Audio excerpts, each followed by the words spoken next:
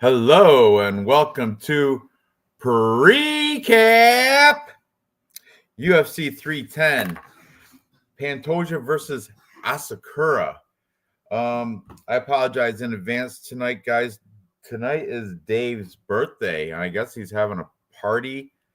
So he said he's going to try to come on early before his party, but I think his hot neighbor's already there. So chances are he probably won't be on tonight. So you have to deal with, hey Kiwi Brew, we have to deal with me doing all this stuff, sharing the screen and all that. Lou from Real Fight Picks said he will be on late, so he said probably his time, what do you say, 8? So that's 3. That's, I don't know, probably in about an hour he'll be in, or half hour or something. 7 or 8 anyway. And Crystal's only going to be here with a little bit, right? I know, buddy. But anyway, we're going to go through this card anyway. I'll manage to do this. I'll share the screen. I don't care about copyright. We'll figure it out. I can do this without Dave, and who knows? Dave might jump in when he can. So, man, this is an interesting, tough card. I've been looking through it all week, and I've flip-flopped so many times, but we're going to get into it regardless, and we're going to make – if I have to do the picks myself, I will make a 3-fight parlay for you guys to bet at the end of this. So, let's get into UFC. Thank you, buddy. White Anders looked like he had to pull up his arse in the ceremonial. A lot of we can talk about that once we get to that fight. So all right, guys, let's get into this, starting with the first fight here. Excuse me. We have I'm going to try to share a screen as much as I can, guys, as much as I can. Just bear with me. My computer, of course, is a little blocky. It's kind of freezy.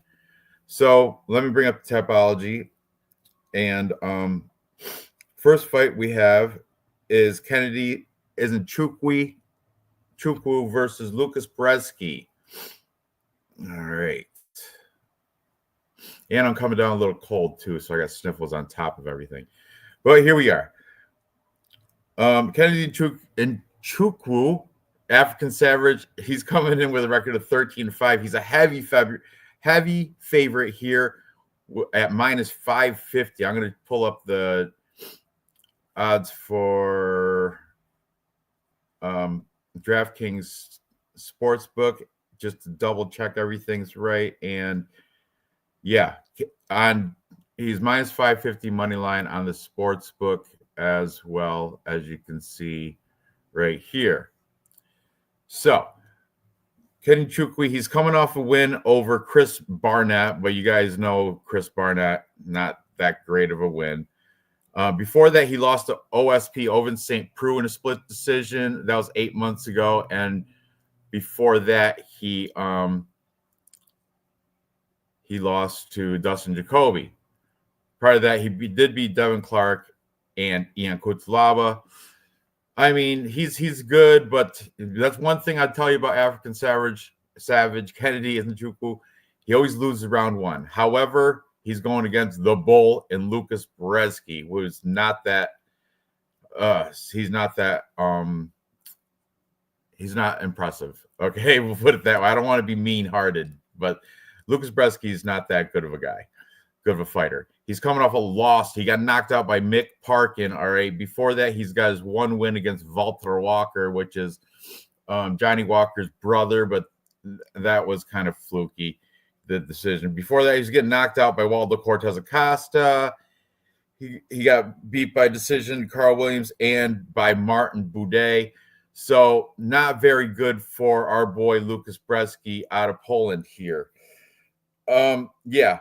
Just like Raw Torque said, I'm in favor of Kennedy getting it. I don't know about round 1, but he should, inside the distance, he should get a knockout. And like I said, the odds are very wide, minus 550. I'm just going to put Tapology odds on here just to, might as well. and plus 410 for Luke Spredsky, but my pick is Kennedy inside the distance, and we'll see what the prop odds are for that. And hopefully, there we are. Hope you guys can see this. Kennedy inside the distance is okay.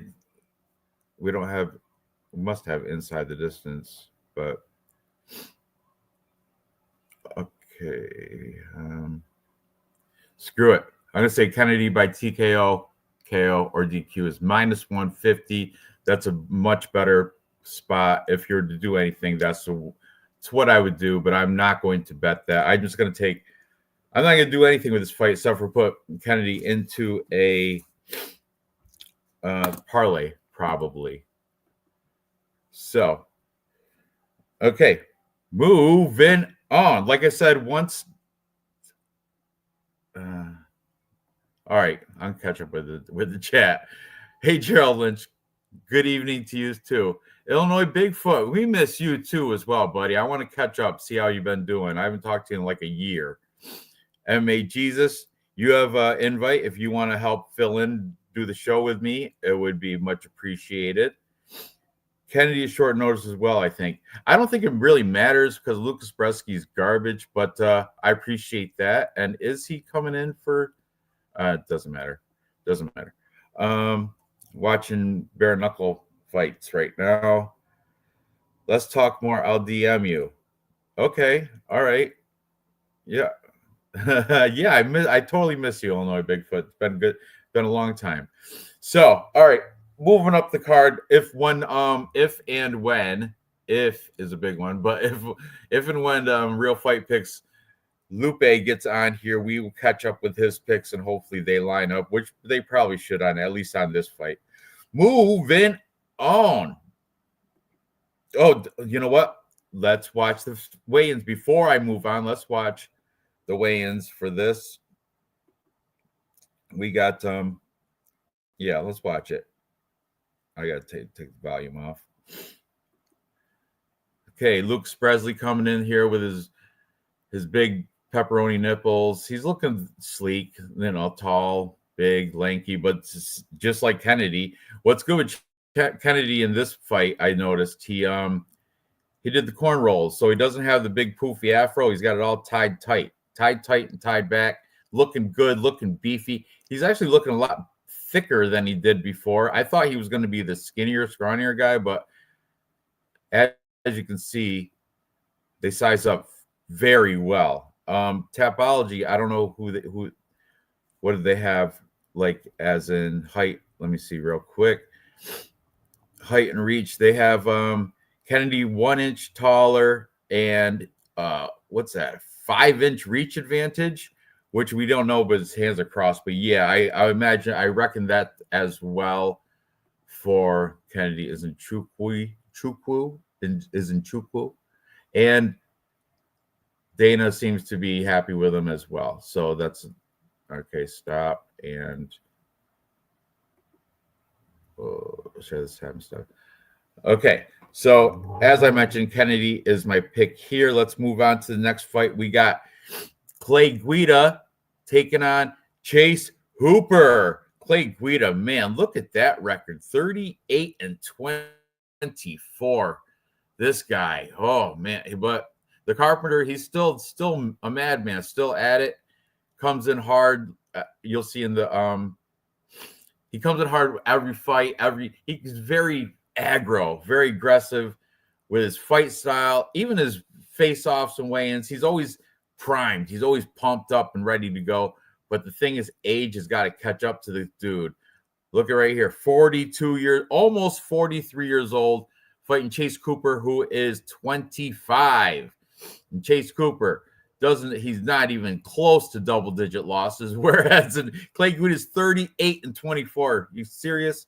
Chase Hooper is 14-3-1, much younger, huge favorite. I think the largest favorite on the card at minus 1,200, huge favorite on Tapology, and I believe the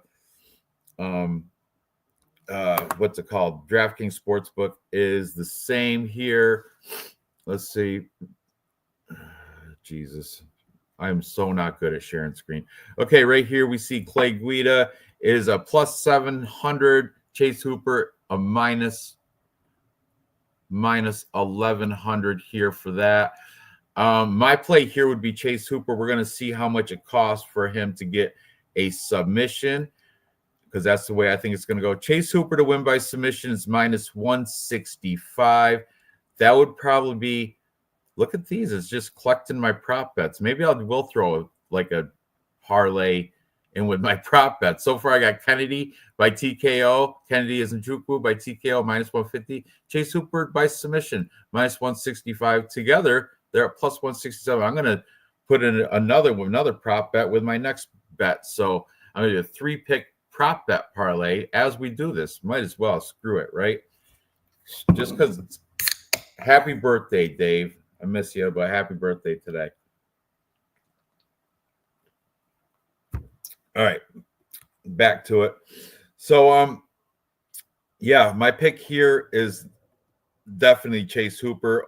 I mean, back in the heyday, in the prime of Clay Guida, he probably it would have been a great fight, but the Chase Hooper should just walk over Clay Guida. I'm sorry. Clay Guida, love the guy, fantastic, but everybody's got their end. Everybody's got their day. So all over for Clay Guida.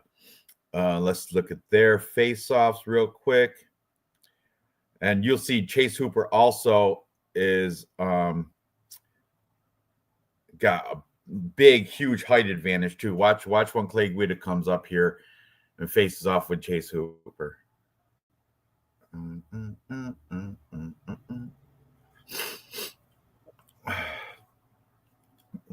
Clay Guida looking like the Geico caveman, like always. Look at aggro, though. Love the aggression. I love the energy. Bring that energy into tomorrow. Make this a fun fight. But yeah, look at, and pause. Look at the height difference there. It's got, what's Tapology say? It's got to be a good, let's see, 6'1" and 5'7". Come on. And the reach is 70 inches for Clay Guida, and 4-inch reach advantage for Chase Hooper coming out of Umaklaw, Washington. Is that Michael Chiesa? No. I don't know. We'll find out because we're covering that fight next. So anyway, in this fight, I'm going to have to go with the much younger jiu-jitsu practitioner in Chase Hooper, the Dream, by submission. You already saw the prop that I put onto DraftKings, and I'm sticking with that prop bet. Share this time instead. So, yeah, here we go. Chase Hooper by submission. Moving on. Next, we have, Michael Chiesa taking on Max Griffin. This is going to be an interesting fight. Max Griffin is coming in here as the favorite. It's near even. And Michael Chiesa is actually, earlier in the week, I'm pretty sure Max Griffin was the favorite. But now Michael Chiesa, according to Tapology, is a minus 120. We're going to double check this on DraftKings. Max Griffin comes back at plus 100. Okay, so let's see I want to double check this on DraftKings. We have Michael Chiesa minus 130. It's even bigger. Minus 130.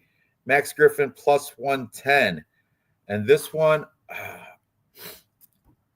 okay, let's tear it apart a little bit. Share this tab.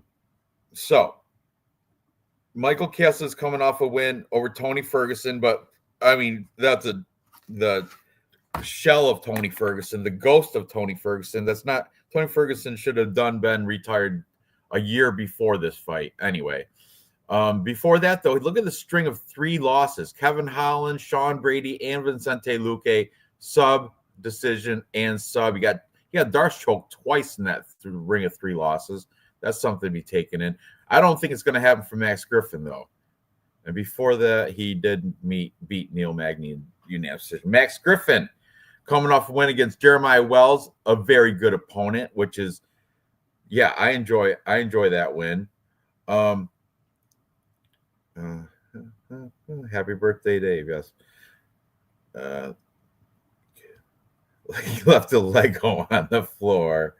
I wish he could, but Clay Guida is just too.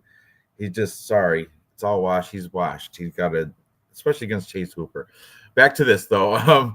As I was saying, Max Griffin, he coming off a win against Jeremiah Wells. Before that, he lost to Michael Morales, but that went to unanimous decision, and that was surprisingly a good loss because Michael Morales undefeated, hot prospect coming up.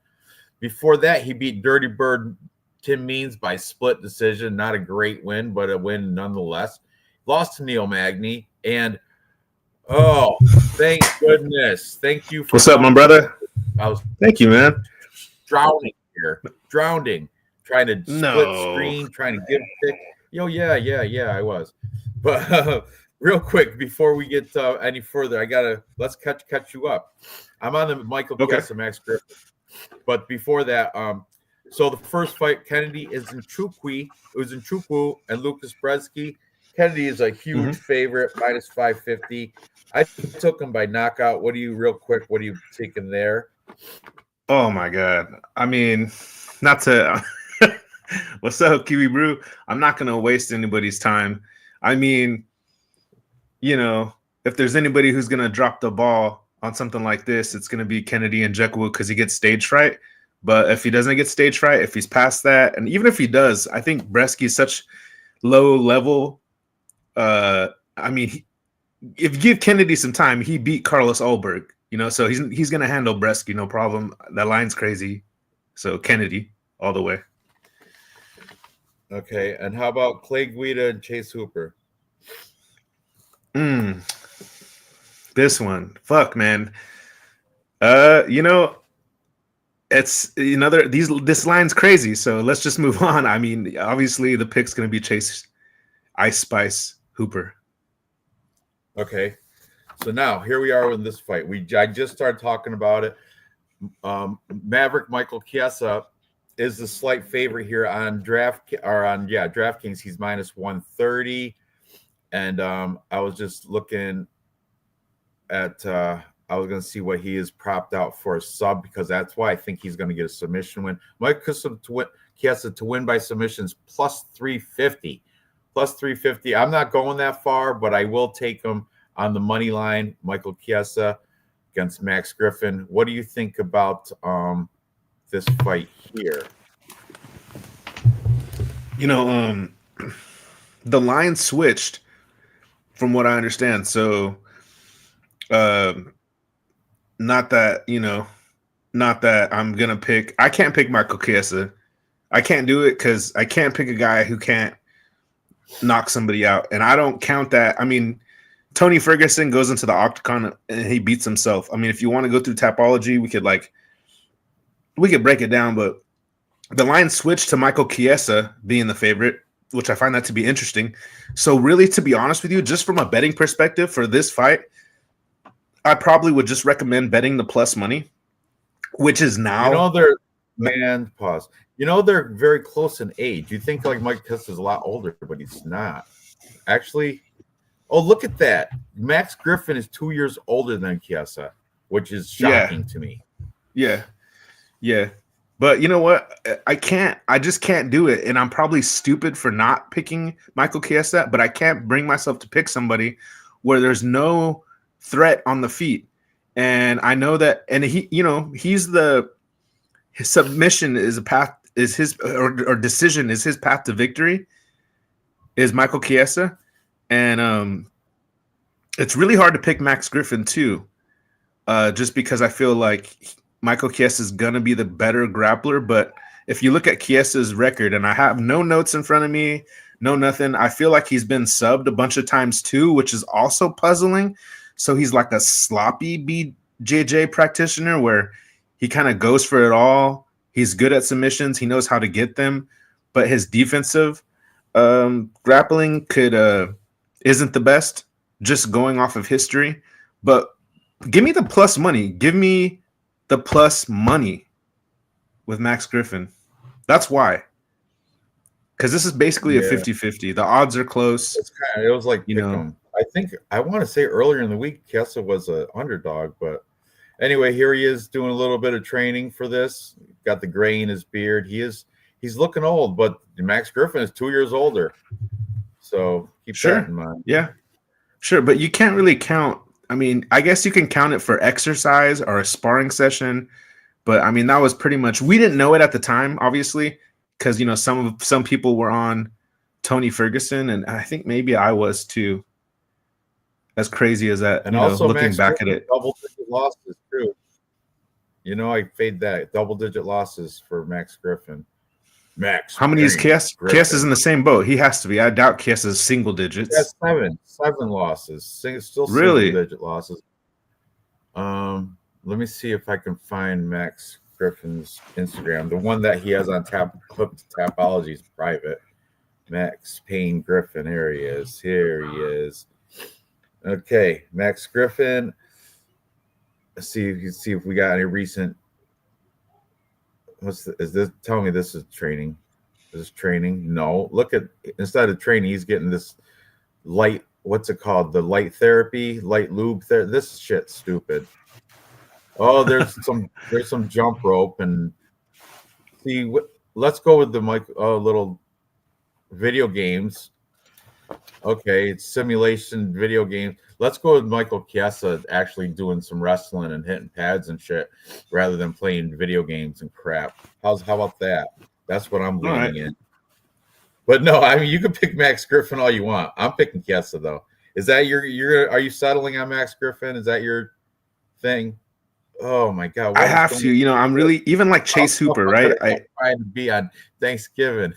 Those shoes are screaming, but where did her toes go? What is going on with this picture? All right, enough. I'm sorry. It's okay. That's a cankle. I think they call that cankles. Cankles, yeah. She's got a serious case. Well, they're both coming off a win. Dude, honestly, bro, the fucking win off Jeremiah Wells is pretty impressive compared to Michael Chiesa's last win of Tony Ferguson. I mean, he lost to Kevin Holland, lost to Sean Brady, lost to Vicente Luque. So Vicente Luque is a lot smaller than him. He did get a decision over Neil Magny, but I like the fact that and then you know what? If you're playing MMA math, Max Griffin lost it. So obviously this fight's going to end in decision. It's going to be really close. Dude, hook me up with the plus money. And I think if any threat, I actually picked in Tapology Max Griffin, first round KO. Really? Okay. Well, I just like the fact that he has 9 KOs. He has 9 KOs to Chiesa's. Does Chiesa have 1? Chiesa has 0. No KOs. Guy. He's a submission guy. He trains at Sick Jitsu. He's not a knockout guy. He's a submission guy. Anyway, moving on. And then can I say one more thing? What? Just to be thorough? Yeah. Max Griffin's never been submitted. That's right. Chiesa's going to win by decision, right? Like this. Maverick via cage control decision. I'm with you, Raw Torque. I agree. Okay. Moving on. Next, we have the wrestler and custom made Cody Durden taking on the fearless Joshua Van. This is pretty closely lined fight, actually. Cody Durden is a slight underdog on Tapology. I'm going to check for him on this here. We got on DraftKings. Cody Durden is a plus 142. Plus 142 when Joshua Van comes back at minus 170. That's a little bit too too wide, but okay, let's get into it.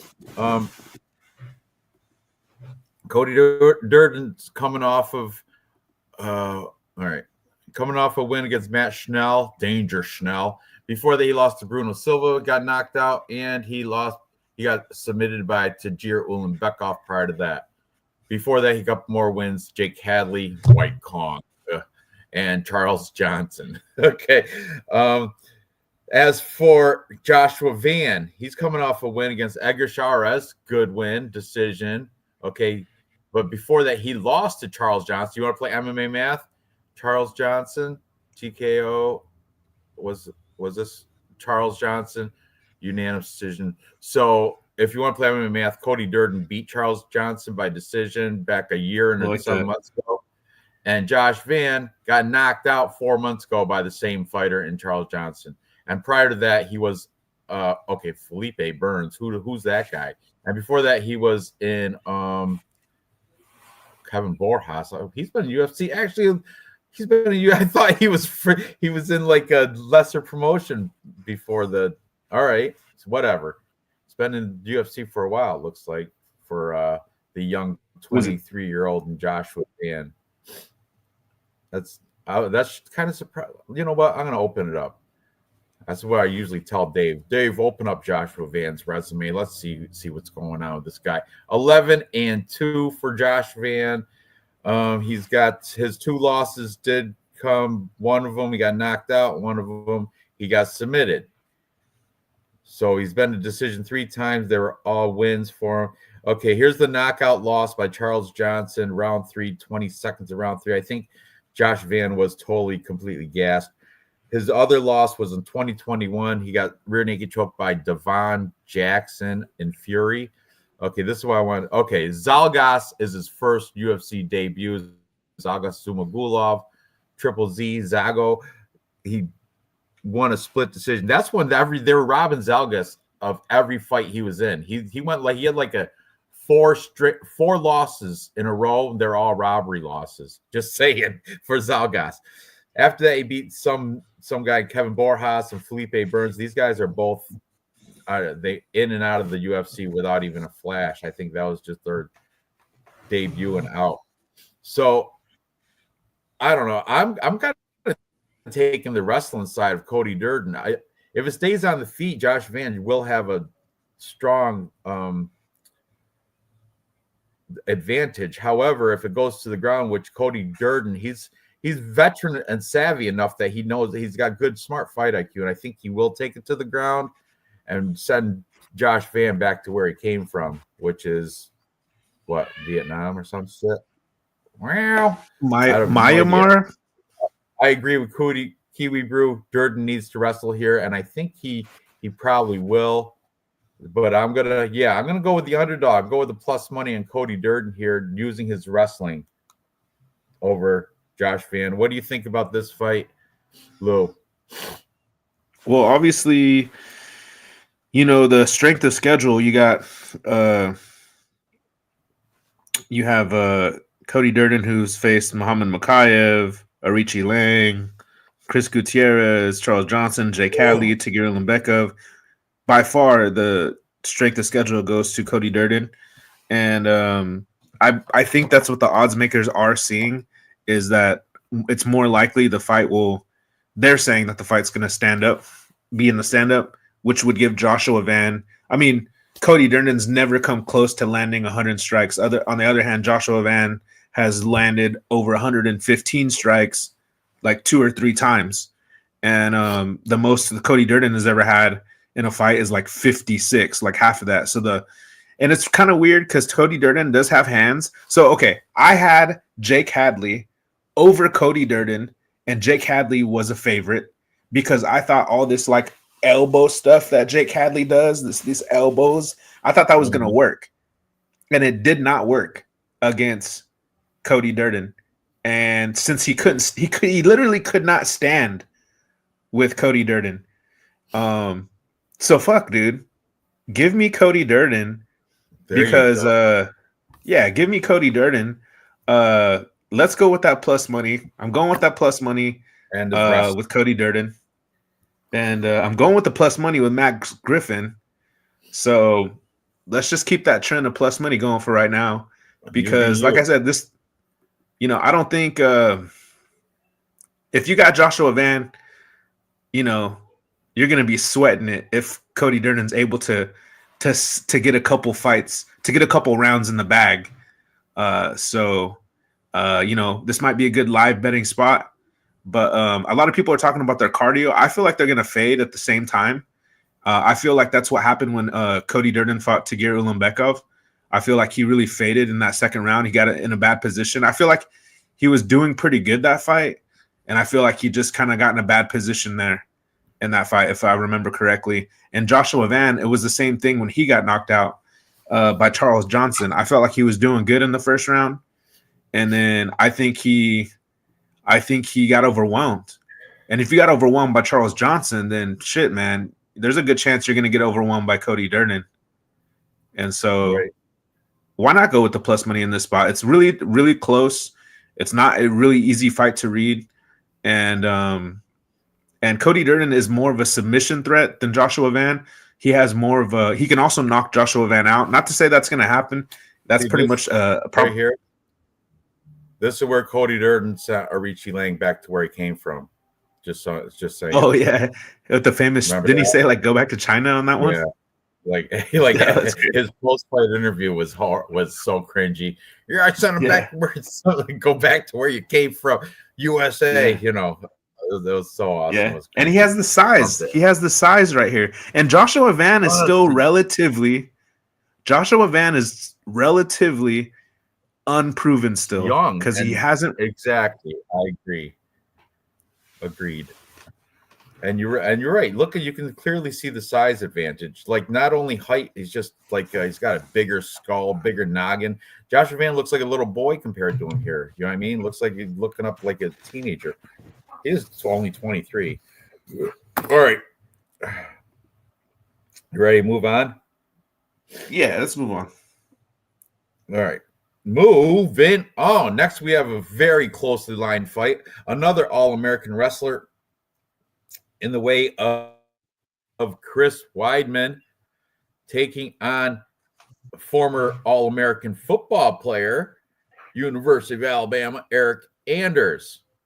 Chris Weidman is 16-7. He's had, I'm not full disclosure, he's had surgeries on his, I believe, his back. I want to say maybe his neck. He's had a little bit of work done for the All-American Chris Weidman, and that was within this string of losses here. I want to say it was right around. Yeah, look, he had a broken leg against Uriah Hall. Oh man, I got this crap. Okay, a broken leg against Uriah Hall, and then he lost to Brad Tavares, and most recently he did beat Bruno Silva by unanimous decision, technical decision. But within this string of fights somewhere, he did have like some sort of neck or back surgery. I don't know exactly, but he had something going on here. He's 40 years old. So usually I would want to fade Chris Weidman. However, he's taking on boy, Eric Anders, the former Alabama football player. He's coming off a win over Jamie Pickett, Nightwolf Jamie Pickett. He got knocked out by who's the Buffalo or no, who's the Beverly Hills Ninja? Jordan Wright. He got Jordan. Yeah, is it Jordan Wright? Jamie Pickett is not that good. He got knocked out by Jordan Wright. Before that, Eric Anders lost to Marc-Andre Barrio. And before that, he beat Kyle Dawkins, who is no longer in the UFC. Prior to that, lost to Junior Park, Iron Turtle, and Andre Muniz. So, yeah, both these guys are fighters I would traditionally like to fade. But you got to pick one of these guys is going to win. So, in this fight of people I'd like to fade, I'm going to have to go with the one I fade. I'm going to have to pick Chris Weidman. I'm going to go with the All-American wrestler. Eric Anders, he's just, I mean, I liked him. Didn't he fight Darren Stewart like twice? Is that who he fought twice? Hold on. Let's see here. And that's when I did pick him. And the one time I think it went, where is it? Kyle Dawkins, Junior. Yeah, look, Darren Stewart twice. I picked him in the first fight against Darren Stewart, where Dummy did the legal knee, and he didn't have to. He was clearly winning that. And then he proved it the next fight where he did beat Darren Stewart by unanimous decision. But Darren the Dentist Stewart, he's that British fighter. He's not all that. He's not very good. But aside from that, I haven't seen much that I liked out of Eric Anders. On the other hand, Chris Weidman, I'm biased towards wrestlers, and he was an All-American wrestler. He got some wrestling background, pedigree. He's wore the belt before. He's got form. His resume is way better than Eric Anders. Let's look at this. Oh, how far back's it go? How far back's it go? Now you're starting. Okay, 2009 is where he became a pro. 2009. That was just a little girl. Yeah, Q makes a good point. No New York fairy tale. Yeah, originally this fight was supposed to happen at Madison Square Garden. The New York, this was it 3 weeks ago or something. But yep. MAG, this welcome Dev. Dev's got Anders as well. But I'm going with look at these. Anderson Silva wins.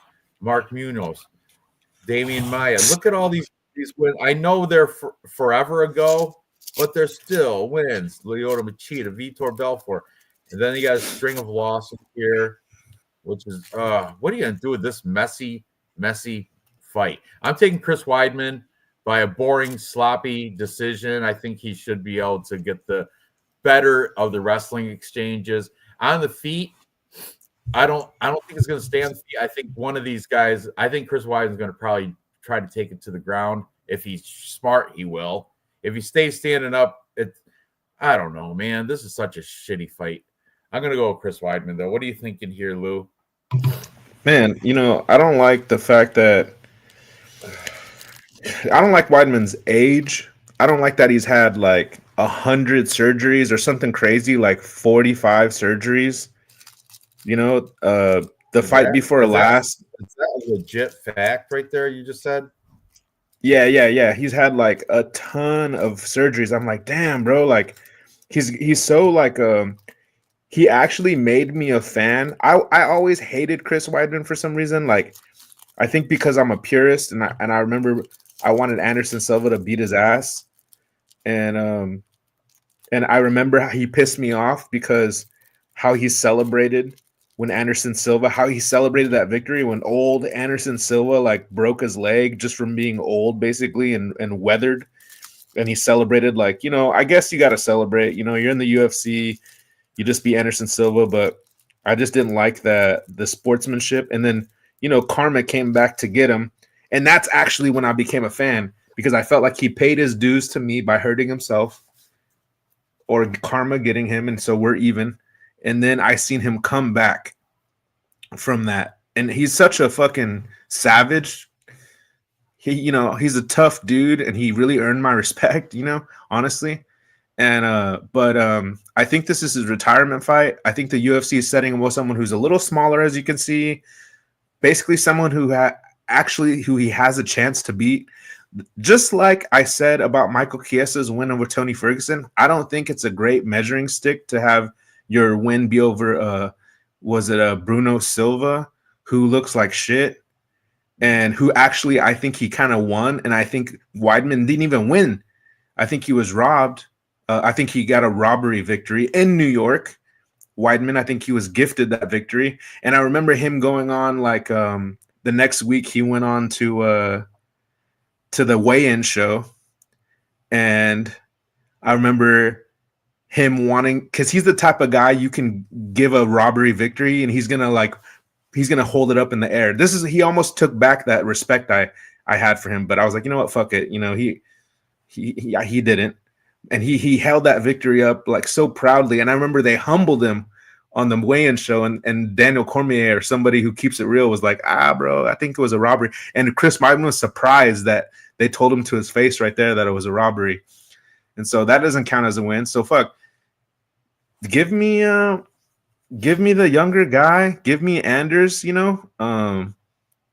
As far as recency goes, I think the most impressive thing either one of them has done is Anders having a split decision loss with Jun Young Park, who I believe would destroy Weidman. So Weidman's done, man. This is the best fight they could give him. This if this isn't his last fight. Look, Chris Weidman, his gym. Who trains out of his gym? Oh, Aljo, who's on this card, and Marab. So I'm just saying. I don't know if he's really washed. And this is sharp haircut right there. I'm just saying, Chris Weidman. I think he's still fairly active. When is this? This is it's Tom. This is Wonder Boy, and this is 1 week ago. Looked like they posted this. Yeah, around Thanksgiving time. I mean, yeah, they're both old, but you know what? They're still. And then you look at Eric Anders, and he's got like share this tab. Look at this. I'm looking at his crap too. He's posing with all these other black belts. I know not one of them. I don't know it. Steven Duskin, Chris Connolly. He's not the bum Chris Connolly that we know. He's just some other Chris Connolly. Ethan, see, I don't know any of these guys. And yeah, congrats on your black belt, but I'm not gonna bash them. I don't know who they are, but I'm saying. So there he is, and he's not. That's just a pose picture. I don't see anything. He's still doing old ass football pictures from his glory days. This is so old. The glory day football pictures, Why? And so let's see where he's been training. Oh, we don't know. He's been training with those black belts from Sparta that we have. What's a little instructional training? This was 9 weeks ago, so that doesn't even. Yeah, I don't see anything here showing that Eric Anders is anything but a former football player. Whereas in Chris Weidman, I'm seeing him at least get in at his own gym, maybe with Wonder Boy, or maybe with Aljo and Marab, or I'm just saying. I think Weidman's he'll be ready for this, dude. To my point. That the UFC, I feel literally that they went into the war room and they thought, who does Chris Weidman have? This is 5 hours ago. Yeah. It's showtime, baby. Yeah. I'm not going to turn on the volume, but he's ready. He's ready. Here's the thing. I just want to say one thing. The reason I just couldn't put money on him, or I couldn't pick him, is because there's certain fighters. I can't remember the last guy. There was a guy who was just older. And he's just. I worry about him. I worry he's gonna roll. If there's anybody that's gonna roll their ankle, or their kneecap's gonna come out of place, or their shoulder's gonna come out of socket, it's fucking Chris Weidman. And so, like I said, the 39 surgeries. If he wins, did you ever? I feel like though he's so plotting and you telegraph everything he's doing. Eric Anders, can't stand watching him. He's the most basic guy. He is the most basic guy, but Chris Weidman, I don't think he's gonna get another win. I think that was a loss. I'm counting that as a loss to when he won to Bruno Silva, and I don't think he will get another win in the UFC. I think his days are behind him. I think Anders is still a UFC fighter who sucks. But granted, he's still a UFC fighter, and I do not think Weidman wins another UFC fight. Weidman will eye poke his way to victory. Let's fucking go. I hope he does. Let's go. I had a T-shirt bet. Bet with Dave, but that was 2 weeks ago, and it canceled. I don't. Is that still alive? Did you redo it? How does that work? Like, do we void the bet? How does that the casino of T-shirt bets? What's the policy like? With me and you, that one's void. He's not here. It's void, right? He was on this earlier, and his hot neighbor came. Then all of a sudden, I gotta go. It's my birthday, and I'm like, okay, later. And then that was it. I thought he was on because I started watching you in the very beginning. No, he was on just before we went live. He was in the he was back backstage with you. backstage for a hot minute, and then his hot neighbor came. Then it was like, oh, you brought chips? Something stupid. All right, whatever. So moving on. Y'all set? Or you want a t-shirt bet, Weidman? Me and you. Let's do it. Okay, let's go. I'll yeah, if I lose, I'll send you. If I lose, I'll send you a sweatshirt. Is that cool? Because I owe you a t-shirt. Do you? Okay. So, or you could get 2 shirts. I don't want to force you. It's up to you. Matter. It is sweatshirt season though. Snow's on the ground. You get snow in Modesto? No. Well, you can get 2 shirts. You can get 2 shirts from Temu, or you can get a regular sweatshirt from somewhere credible. I'll take a regular sweatshirt. I'm just kidding, man. I don't shop on Temu. I do shop on Temu, but not for you guys. It's too much metal. not for t-shirt bets. I don't. Jeez, if I microplastics did on Temu, you guys wouldn't even want them. You wouldn't even want those t-shirts. Temu t-shirts are like $7. All right, t-shirt cancer with Lou. Okay, Temu's got that. Go ahead. Moving on. Next, we have we have a fight between Randy Brown, 19-5, taking on Brian Battle, 11-2. These guys. This is one of the fights I went back and forth. Brian Battle, I was on him, but then I was starting to look at it a little bit deeper, and I'm not gonna disrespect Randy Brown like that. He's coming off 3 consecutive wins. Yeah, well, let's go with the last 5 of Randy Brown, and then we'll go with the last 5 of Brian Battle, because Brian Battle is the moderate favorite. He's minus 200. Randy Brown's at plus money, plus 170 for him. Okay, Randy Brown, he's coming off 3 wins in a row. Most recently, he beat Eliza Zaleski, unanimous decision. He beat Muslim Salikov, that aged well, by knockout. Okay, he beat Wellington Turman, not the best fighter. I can't stand him, but he beat him. Good, unanimous decision. He took a loss to Jack Della Maddalena, but JDM is, you guys know, he's a hot upcoming prospect. No, you can't fade that. You can't, put any shade on that loss there. And before that, he has a win against Francisco Trinaldo. That's a good Francisco Trinaldo too, back 2 years ago. Now let's look at Brian the Butcher Battle. Okay, he's coming off a great win against Kevin Jousset. That was in France. That's where he's like talking all that smack against everybody in Paris. Hi, how you doing? She can't hear you because you're in my ear. But he said hi, baby. Say hi. Hi. Hi. Hi. Hi. Hi. Baby. And then hey, Daddy's gonna eye poke to Angelusa. Go out there. This is the one where he was winning for sure against Angelusa, and he Angelusa said he got the eye poke, and then he's like, but then he wanted to fight him after the eye poke, and he's like, because Brian Battle was talking smack about, I already beat you, and now you're gonna play this game with the accident eye poke, but now you want to,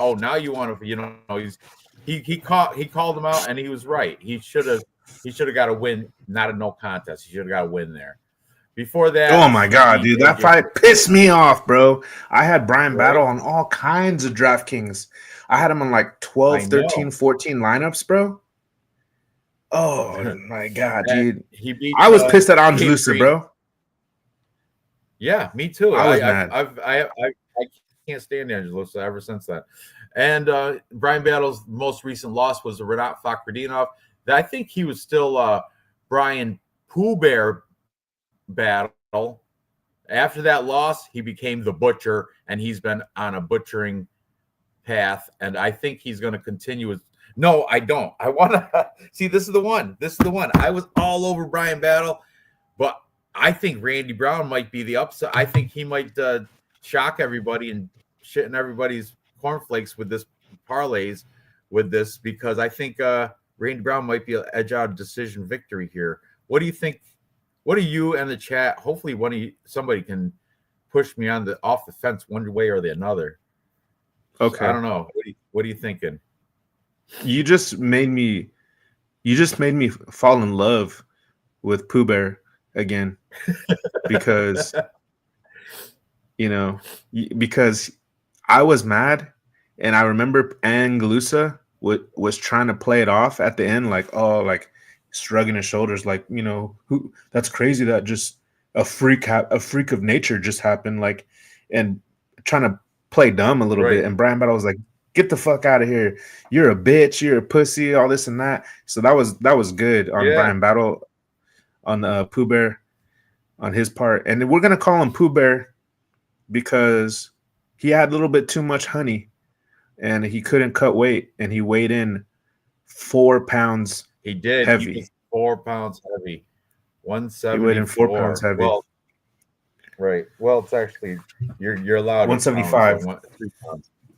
He was 175. Yeah, dude. Oh wow. Yeah. You know what though?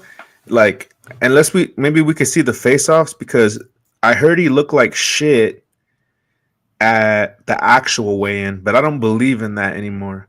If they got their wits about themselves by the time they get to the face-offs, the ceremonials, especially the actual weigh-in, you can recover if you make the weight. Yeah, you can recover. I used to wrestle, so we used to do it in college. A lot of people, these kids would look at Pooh Bear, would hydrate themselves, starve, and eat X-Lax. I seen a kid shit his singlet right on the mat in high school. When I was in high school, as a tournament, kid ate so much X-Lax, shit his singlet. What's with the glasses right there, Randy Brown? What was that move with the glasses? Is that saying something? He's not the Fighting Nerds or nothing.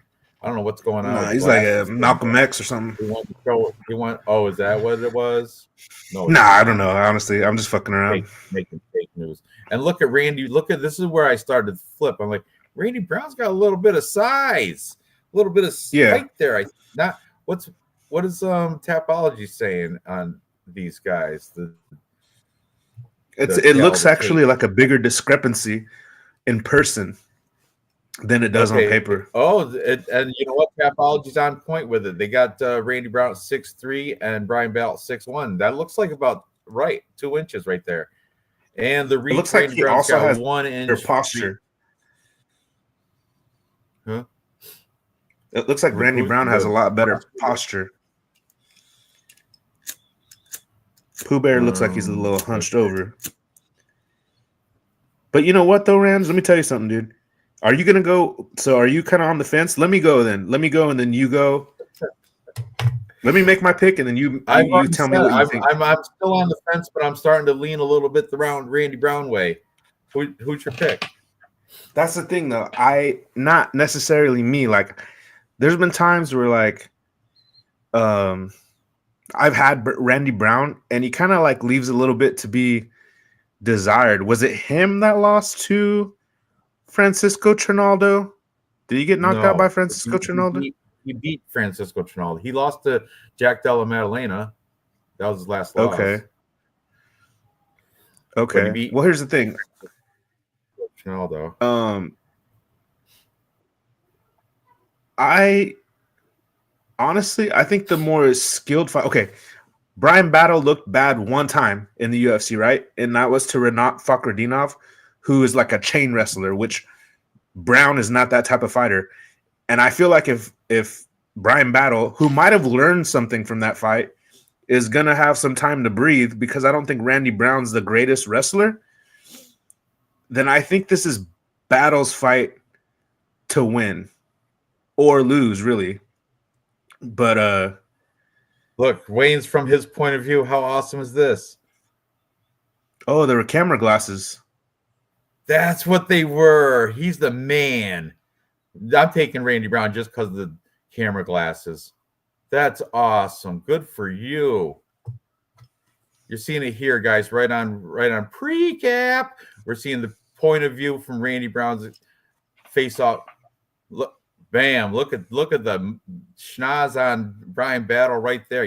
That's a target right there. That's Randy Brown's like, I'm gonna hit that thing.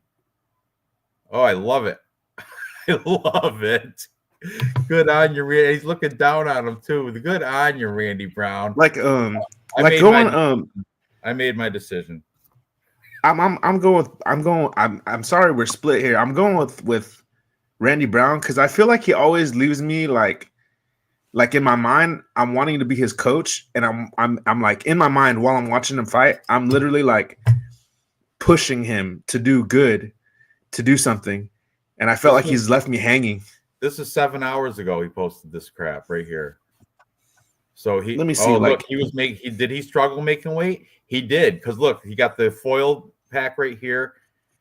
He's definitely he made weight, but he tried hard. Whereas in your boy Brian Battle got in heavy, and I think he did probably miss on purpose, because that's definitely an advantage when your opponent is sucked out dry from trying to make weight, which he made weight, and Brian Battle came in 4 pounds heavy. So that's another. But I don't know. I think it stands to show the type of quality of person that Randy Brown he made weight. He's a professional. I'm sticking with Randy Brown.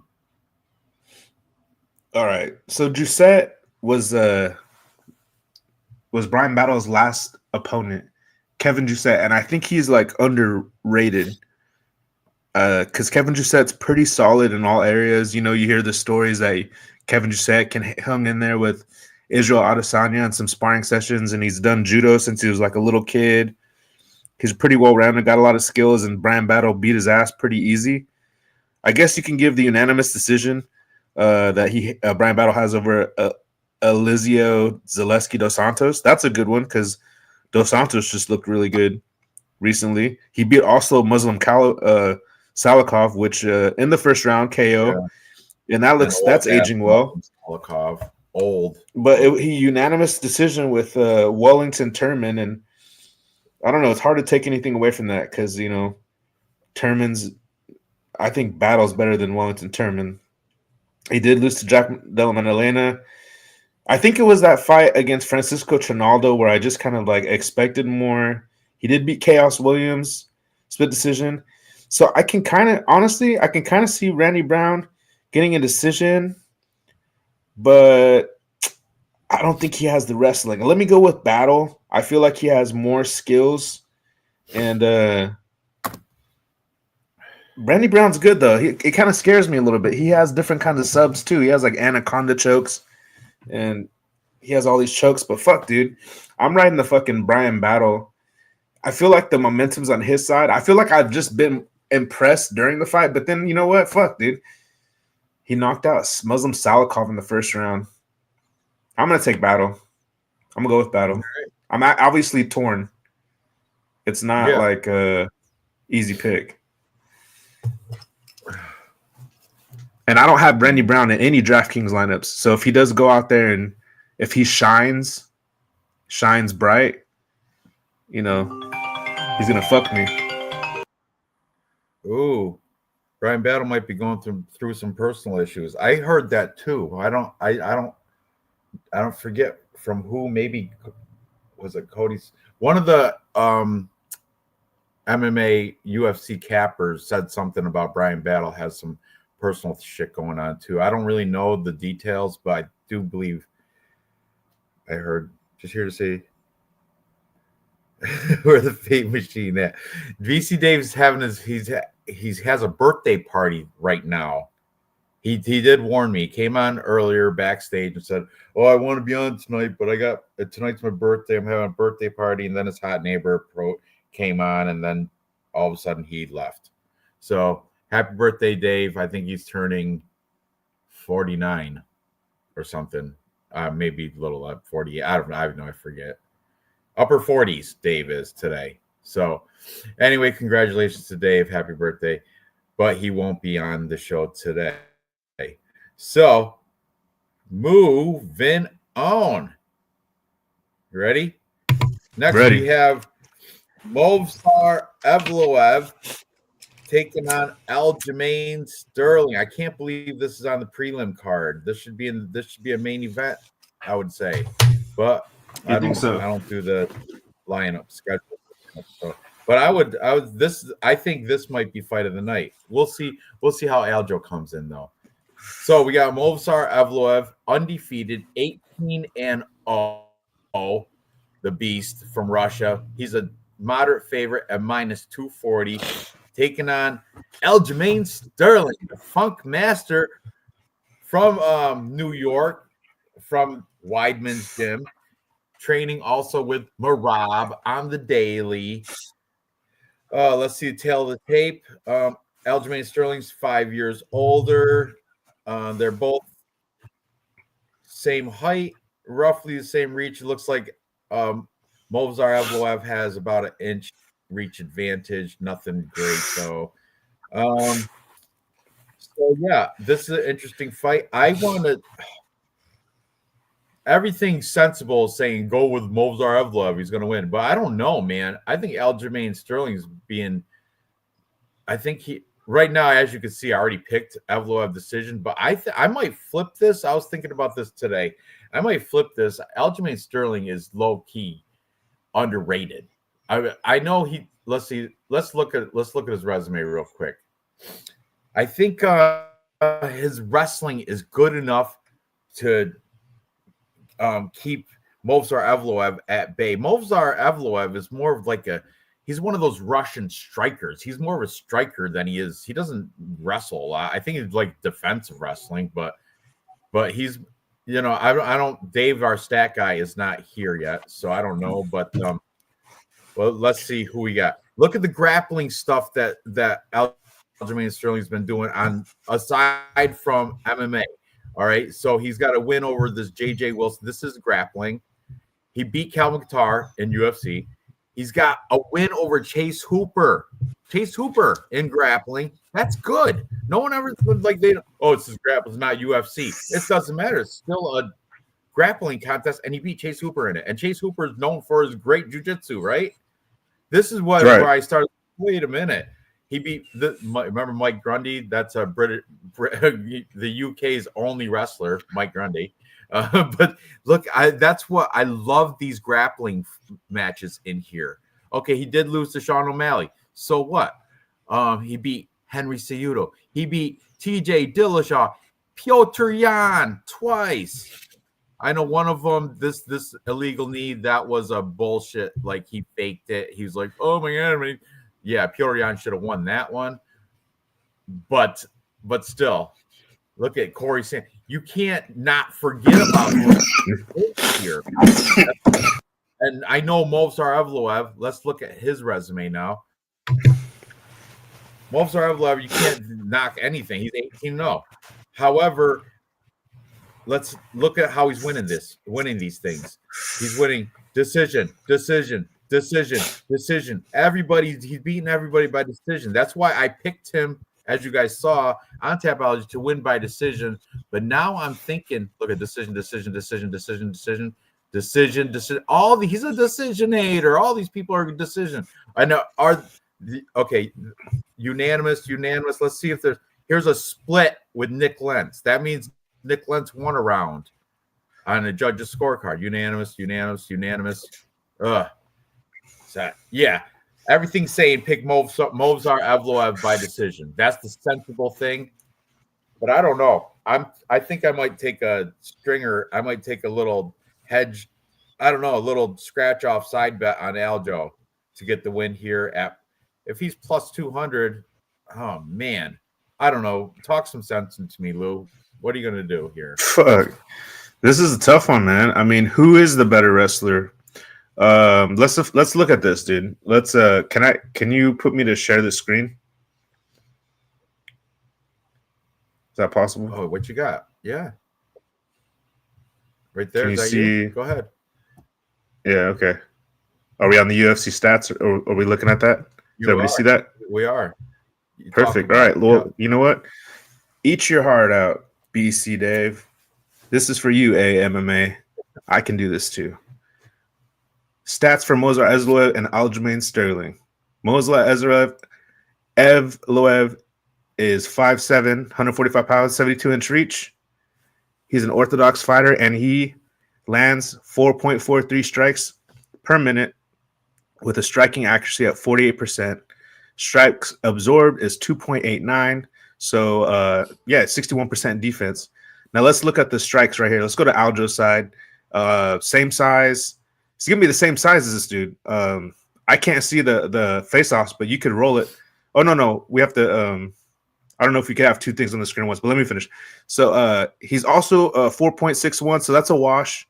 52% striking accuracy, and he gets head a little less, so 2.30. So the better striking differential for Aljamain Sterling. Let's go down to the grappling here. Movsar Evloev is 4.75 takedowns per 15 minutes. 46% takedown accuracy, which is pretty good. So almost like once every other attempt. So it looks like you were saying, you don't know if he's like a striker. This is a lot of takedowns right here, Ranj. 4.75. He gets one every other takedown, which means he's going to be like, spams them. You're talking about Movsar Evloev, right? He spams takedowns. Yeah. But I don't think he's going to be you got to think Aljamain Sterling trains with Merab Davashvili. Who take down? I mean, if he's defending takedowns from Merab on the daily, he's got to be able to defend him from Movsar Evloev, right? Yeah. He does train at Longo, Weidman, Longo, Sarah, BJJ, whatever you want to call it. He trains over there with all those guys. And yeah, let me just. I can't believe that.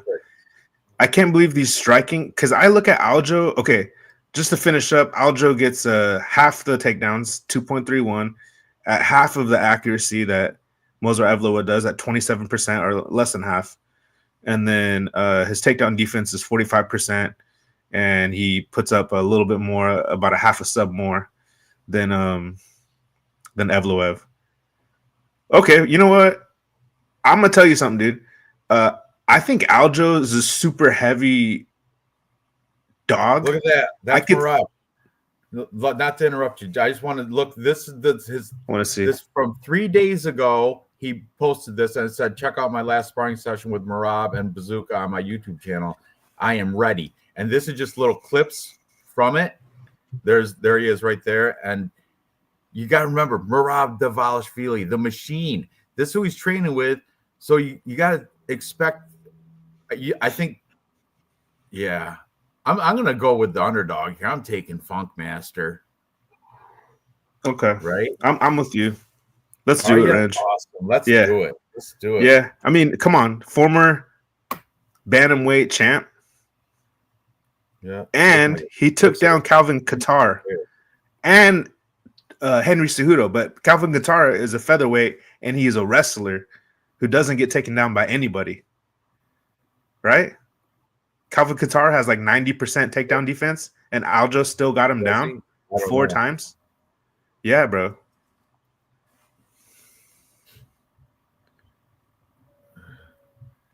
I know. I'm with. He talked me into it. See, it's not just me. I love Movsar Evloev's new haircut though. He's letting his hair grow out. He looks tough right there. And look at his. He's chiseled. Yeah. Chiseled like the 80s. He looks like he's from the 80s, right? Wait, Movsar is a bantamweight? Mm-hmm. I don't know. Is Movsar is a bantamweight to put on as much muscle he could. Is Movsar Evloev? No, he's a featherweight. Now he is. But hey, they size up well. Overinflated 135er. Where Aljamain Sterling is an actual featherweight, Movsar is a bantamweight, put on as much muscle as he could, overinflated 135er. But he's shredded, so I don't. Yeah. Dude, fuck, man, it's a tough one because Aljo's IQ versus Sean O'Malley is sort of unforgivable. How he just kind of like gave up on trying to take him down and started to strike with them. So it was tough to see Aljo in that spot, but I got to go with the dog for the odds because, dude, what if Aljo gets his back? What if Movsar has never felt a grappler like Aljo before? Look, this is 4 weeks ago. I'm pretty sure this is the best one he's ever fought. Movsar's, look, Marvin Vittori's in that picture. Who is this mean mugged guy? Who's this guy? I have no idea. But they both look good, though. Huh? I want to say that Movsar, he looked the best out of everybody in the whole weigh-ins. Out of everybody, he looks the most fit. Well, look at him. He's just regular. He's just diesel. He's just cut and ripped. It's just natural. He could be like a bodybuilder type. Like, he's got natural physique. Yeah, but he's not finishing nobody though. You know what I mean? Huh? I like he's not finishing nobody. He's not. It's a decisionator. That's why, this. You know what would be a good bet to do? You can't do it on. Oh, you can do it on here. Is here? I'll do it right now. Aljo plus 3.5 points. That means if he wins one round or if it goes a split decision, boom, there, Aljo wins. Yeah. So there we right go. Here it says. Oh, let me share this tab. I love that bet, dude. Right here. Aljamain Sterling plus 3.5 minus 165 says Movsar Evloev. If a fighter wins via KO, submission, or DQ, then the bet placed on the fighter will be settled as one. So if Aljo wins any finish, I win. If a fighter requires a judge's scorecard, the point spread will be applied to the combined total. So if it's 29-28, Evloev, I can still win this bet because I have plus 3.5 points on Aljamain Sterling. You get it? Yeah. Prende, are you sniffing? What are you doing? You're doing. I'm not looking. You keep. Oh no, I'm smoking. I'm smoking my medicine. Movilar is a Russian Chad. He looks kind of like a Russian Chad too, doesn't he? Well, that's a great bet. Right, did you put it in? What? I put it in. I'm building a whole long, huge parlay of. I'm gonna keep my card though, and then I'm gonna bet everything individually. I love that. Keep a running tab. Hey, why don't we use? Okay, look. Covered. I got a bet on. So why don't we use a plus 3.5 for our parlay piece? We might be able to do that. I'm just keeping track as how I'm going right now, and I will because we're so split so far, bro. Huh? We don't agree on anything except for the dogs. We agree on, the chalky ones. Well, Cody Durden, and that's all right. We still got more fights to come. We got still half the card to go over. So let's move on. Moving on. Next, we have the fight between Vicente Luque and Themba Gorimbo. You guys remember Themba Gorimbo is the one that Rock bought his house, and he's from he's from like Nigeria, I think. Right? Is that what it is? Yeah, The Rock bought his house, and then he became like the CEO of. He had it. Zimbabwe. Endeavor. I'm sorry, he's from Zimbabwe. Am I sharing the right tab? Let me see. Yeah, from Zimbabwe for Themba Gorimbo. Look at this 4-fight win streak in a row. He came into the UFC. I think that was his debut. He lost to AJ Fletcher. Since then, though, beat Takashi Sato, he's garbage. Pete Rodriguez, nothing great. Ramiz Brahimaj, nothing great. And Nico Price, I like Nico Price, but I'm saying, he's been doing well for a guy that's, he's definitely got something going for him. If Rock bought him a house and everybody seems to like him. But as you can see already, I'm picking Luque by decision. This is the thing with sharing screen after you made your picks. You can see all my picks, whatever. That's fine. It's okay. So, I'm actually not even paying attention, bro. It's not going to change how I make my Tapology picks, I'll tell you that. Good. So, Vicente Luque is coming off a loss to Jaquim Buckley. Before that, he did beat RDA in decision. Took 2 losses before that, Jeff Neal and Bilal Muhammad. Okay, and prior to the Bilal Muhammad loss, he beat Michael Chiesa with a Darce choke. Vicente Luque, this is the thing. Themba Gorimbo is he's a plus or minus 150 favorite, right? And he's kind of like he's still kind of unproven. He hasn't been faced. Vicente Luque is going to be his tough match yet. Here he is looking in this picture with the knockoff fake-ass UFC belt completely. I know. I want to be champion one day. One day I'll be champion. Okay. Everybody that comes out of Africa with any type of fighting wants to be champion one day. Yeah, I'm going to be champion one day. That's what they all say. If you're a UFC fighter, you're going to say that. You're not going to say, I'm going to suck it out and lose. But I'm saying the quality of competition's been I mean, he's doing it right, I guess, but it's just been lackluster. And look at this thing. Henderson Ferreira back in 2021, UAE Warriors. I mean, I don't know. It's just guys. He's just not proven to me. You know what though? Bimbo. Hey, this is like a conspiracy theory, though. I mean, I'm almost done. Double-digit loss, Vicente Luque. He does have double-digit losses, and didn't he have like a brain thing, like had like something going on with his brain, but I think he's past that. Aneurysm or something. You got to pass the physical fight. Something. Didn't he have some sort of brain thing going on back in? He had like a brain thing. This is I think it required right around here, right? Some surgery. I forget what it was, but before the brain thing, look at 3 fight of the night performance. He got the Randy Brown beat him by knees and punches round 2. Darce choked Tyrone Woodley. Darce choked Michael Chiesa. That Michael Chiesa one, he almost got rear naked choke. He got out of it. And hands to Jeff. But anyway, I'm taking the plus money underdog on Vicente Luque here. I'm not confident at all, but yeah, I think I'm going to take Luque by decision. I think Themba Grimbo's he's good, but I don't think he's up to speed with Vincent. Well, up to speed, yes, but he's not the caliber of fighter as Vicente Luque. So, what do you think? Oh, thank you. All right, I got some remarks about the brain thing. Go ahead. I'm going to catch up with chat. Oh, I was checking them out because I was like, oh, internal bleeding. I mean, that doesn't sound good. All right. You know. Oh, but Black Lives Matter. Hey, Noah. Black Lives Matter. Probably that might be something we can do later. But go ahead. Hey, Themba Garimbo.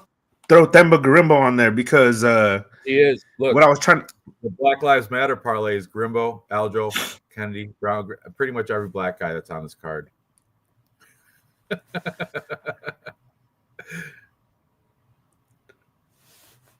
All right, so okay, go ahead. Here's where like I always have one fight that sticks out to me. Like this is the one I gotta watch out for.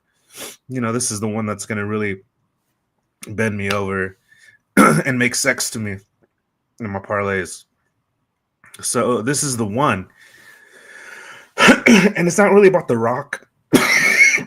Sorry, it's more about the PI in Africa or them trying to do their first event in Africa. I guarantee you they want like Themba Garimbo to like headline it. And like I just feel something fishy about this. Dricus du Plessis will headline a South African card. But they want to go to like maybe that's where they would end up going. Oh, but Dana gives me the vibe. Right. Look, he painted his country. Oh, did you see him throw his Zimbabwe flag right to the ground? You don't do that. Look at, I know he's proud of his country, but then he crinkles his flag up right there and throws it tosses it to the ground. I've never seen everybody gives a flag to the guy that they walk out with, or whoever, like the guy that when they take the shirt off, they hand the shirt off to the guy or person that. And same with the flag. You don't throw your flag to the ground. Hey, look, I bet you, what's his name? Is that Mick Maynard? He's probably like, what the fuck? What'd you do? I know. That was so cringy. Watch it. Let's watch it one more time. Okay. It's okay. I can throw it because I have a painting of Africa on my abdomen and chest. So it's okay. I can throw my Zimbabwe flag. Watch. I'll do a Mad Lib. Fuck this flag. Throw it to the ground. Nothing. Hey, look at Mick Maynard's like, poor flag. I know. Did you just throw the flag to the ground? It's not even my flag, but now Mick Maynard's clapping for Vicente because he's not throwing no flags to the ground. He's all beat that flag thrower up. Oh yeah, get him, Luque, get him. Okay, man. His brain had internal bleeding. Okay. The new Kimbo, he might get exposed. Thinks he ekes out a decision. I don't think so. He had a hemorrhage, a brain hemorrhage. Look, throws at Dana's feet. Yeah, I know. He threw the Zimbabwe flag at Dana's feet. That's crazy. Garimbo's IQ over under 54. Oh, great. So That's stupid.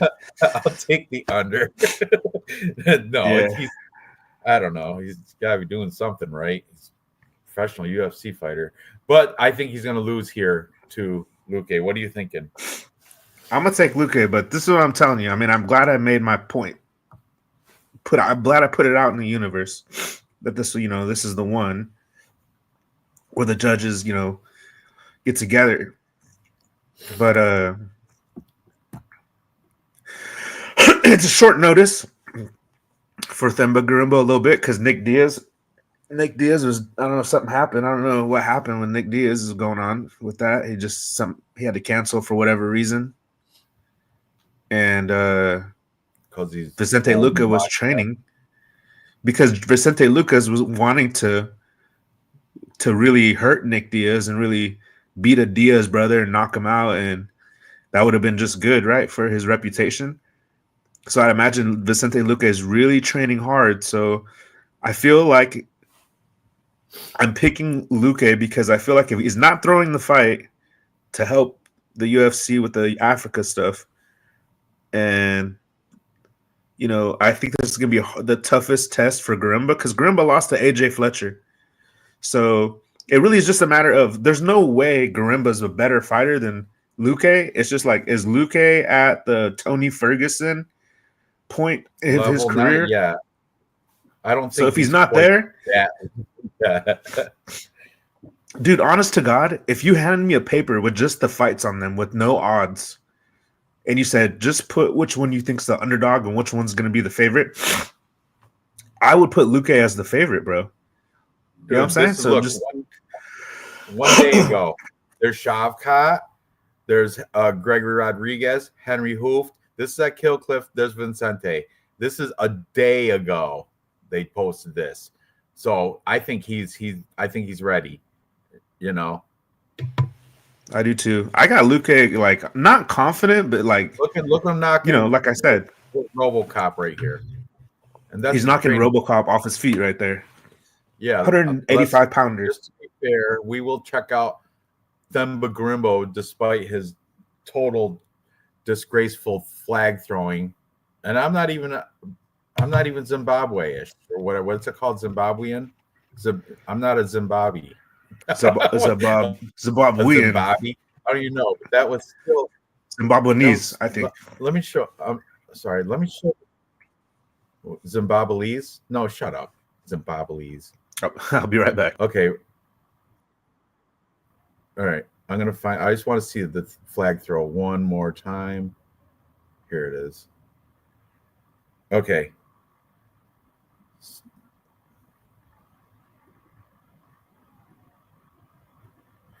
And he's got the flag and what's flag and crimples it up and throws it. What a chomp. Unbelievable.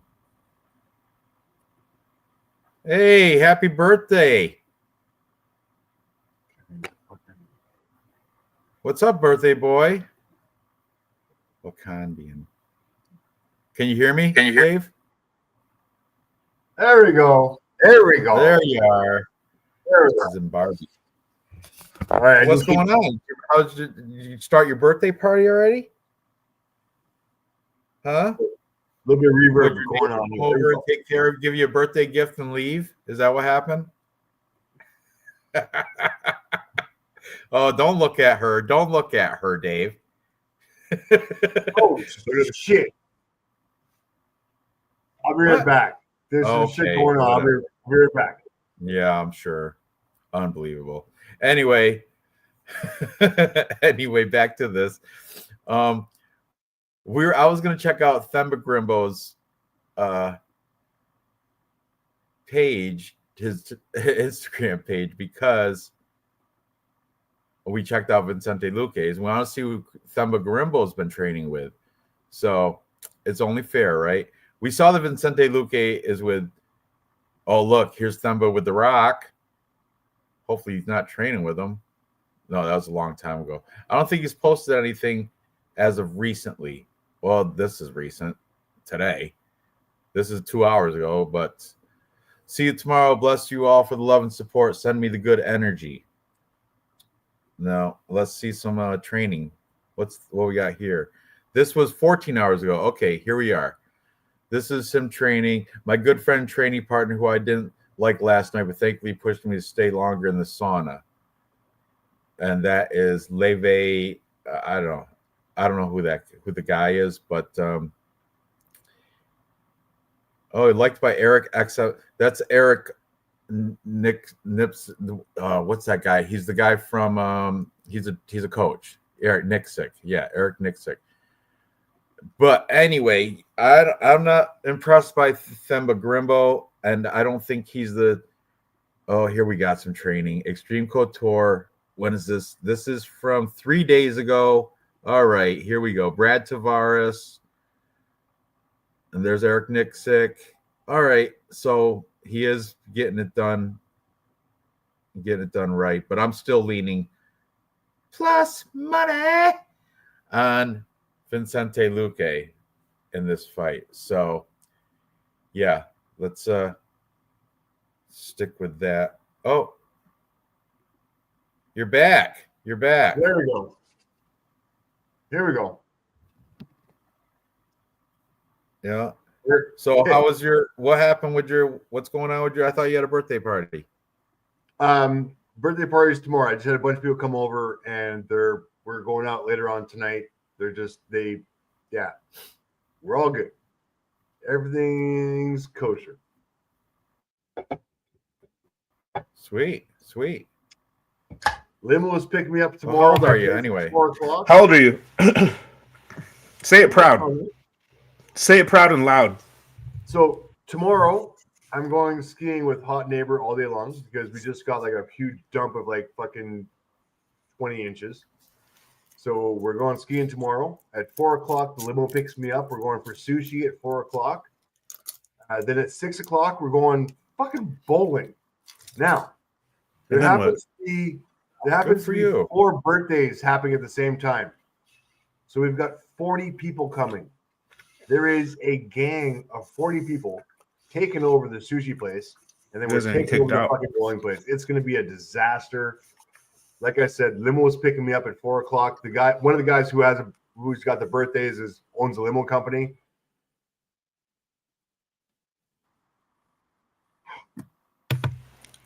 Cool invitation, Dave. I got plans. Thanks for the invite. You don't know I got it like that, Dave? What's that? We're on the same coast, bro. That's a big celebration. If it's a round number, are we talking 5-0? No, we're not there yet. You couldn't invite real fight picks to your birthday party. Instead, you got 40 people crashing a sushi bar. He already has the whole plan. He can't. He said 40. That's all he wants. I would show up though if I could. I don't even have 40 friends. There's gonna be a lot of ladies. All right, can we get back into this now? Are you done with bragging camp? Look how old I am. Oh, I guess Dave's not done bragging. All right, let's brag about how much awesome snow you got, how hot your neighbor is, and your skiing trip. Let's brag about your limo. Let's brag about the sushi bar, the 40 people party. That's what I got. Yeah, you're doing very good, Dave. I can go for a California roll right now. Yeah, you got everybody in the chat jealous. Okay. Mission accomplished. Take a picture with Dana White again. I gotta go. Thanks, Dave. Anyway, back to this. We have who you taking? Vicente Luque or Themba Grimbo? Lou. Oh, bro, Vicente Luque. I'm telling you. I just wanted to warn the chat. That's my conspiracy theory pick. Possible. Real quick run through your pick for the card before you disappear again. You have it's gonna take me a couple of seconds. No, just real quick, just off the top of your head. I'm gonna ask you and you tell me. Ready? Okay. No. Okay. Yeah. Okay. Perfect. Kennedy and open up your Tapology. Presky. Who? Kennedy and Nzechukwu, Lucas Presky. Bresky, are you kidding me, Dave? Oh, dude. No, I'm not. I All don't right. know. Clay Guida, Chase Hooper. Hooper. Okay. Michael Chiesa, Max Griffin. Kiesa. That a boy.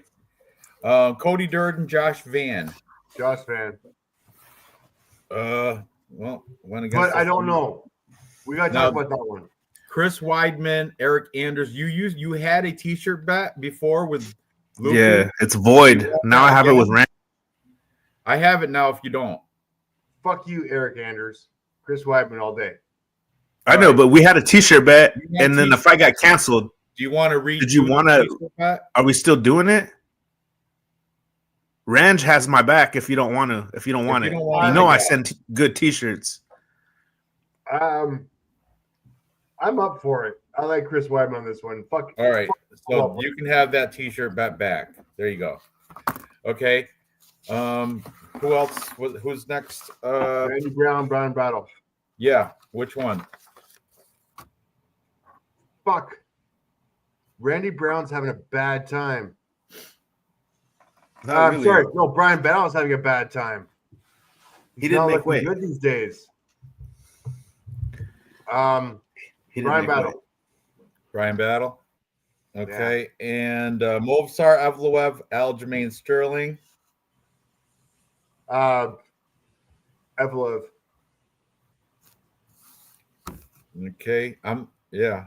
We haven't agreed. All three of us haven't agreed on one fight yet. And most recently, we just got done covering Vicente Luque, Themba Garimbo. Who you got? I need to go stats. Hang on. I haven't looked at this one yet. Well, we don't have time Hang for on. that, Dave. You don't have time. Luque. Dave, let me ask you a question while you're doing that. How do you think Evloev is going to win? Decision? Because he's a decisionator, right? Yeah. Okay, so what do you think? Do you think Aljo can win one round on all the judges' scorecards? No. You don't think so? No. Evloev has the advantage on the feet. He has the advantage on the ground. He has the advantage wrestling. There is no advantage that Aljamain Sterling has in this fight. There is no chance he's going to win this. It's going to be a decision. I don't care what you say. Strikes land per minute, go to Evloev. Takedown average, twice as much, go to Evloev. Aljamain Sterling is in a fucking world of hurt in this fight. No chance for him to win. No chance. Zero. Damn, dude, Dave's talking me back Zero. into Evloev. None With that. I shouldn't even ask whatsoever. him. There is no chance for Sterling in this fight.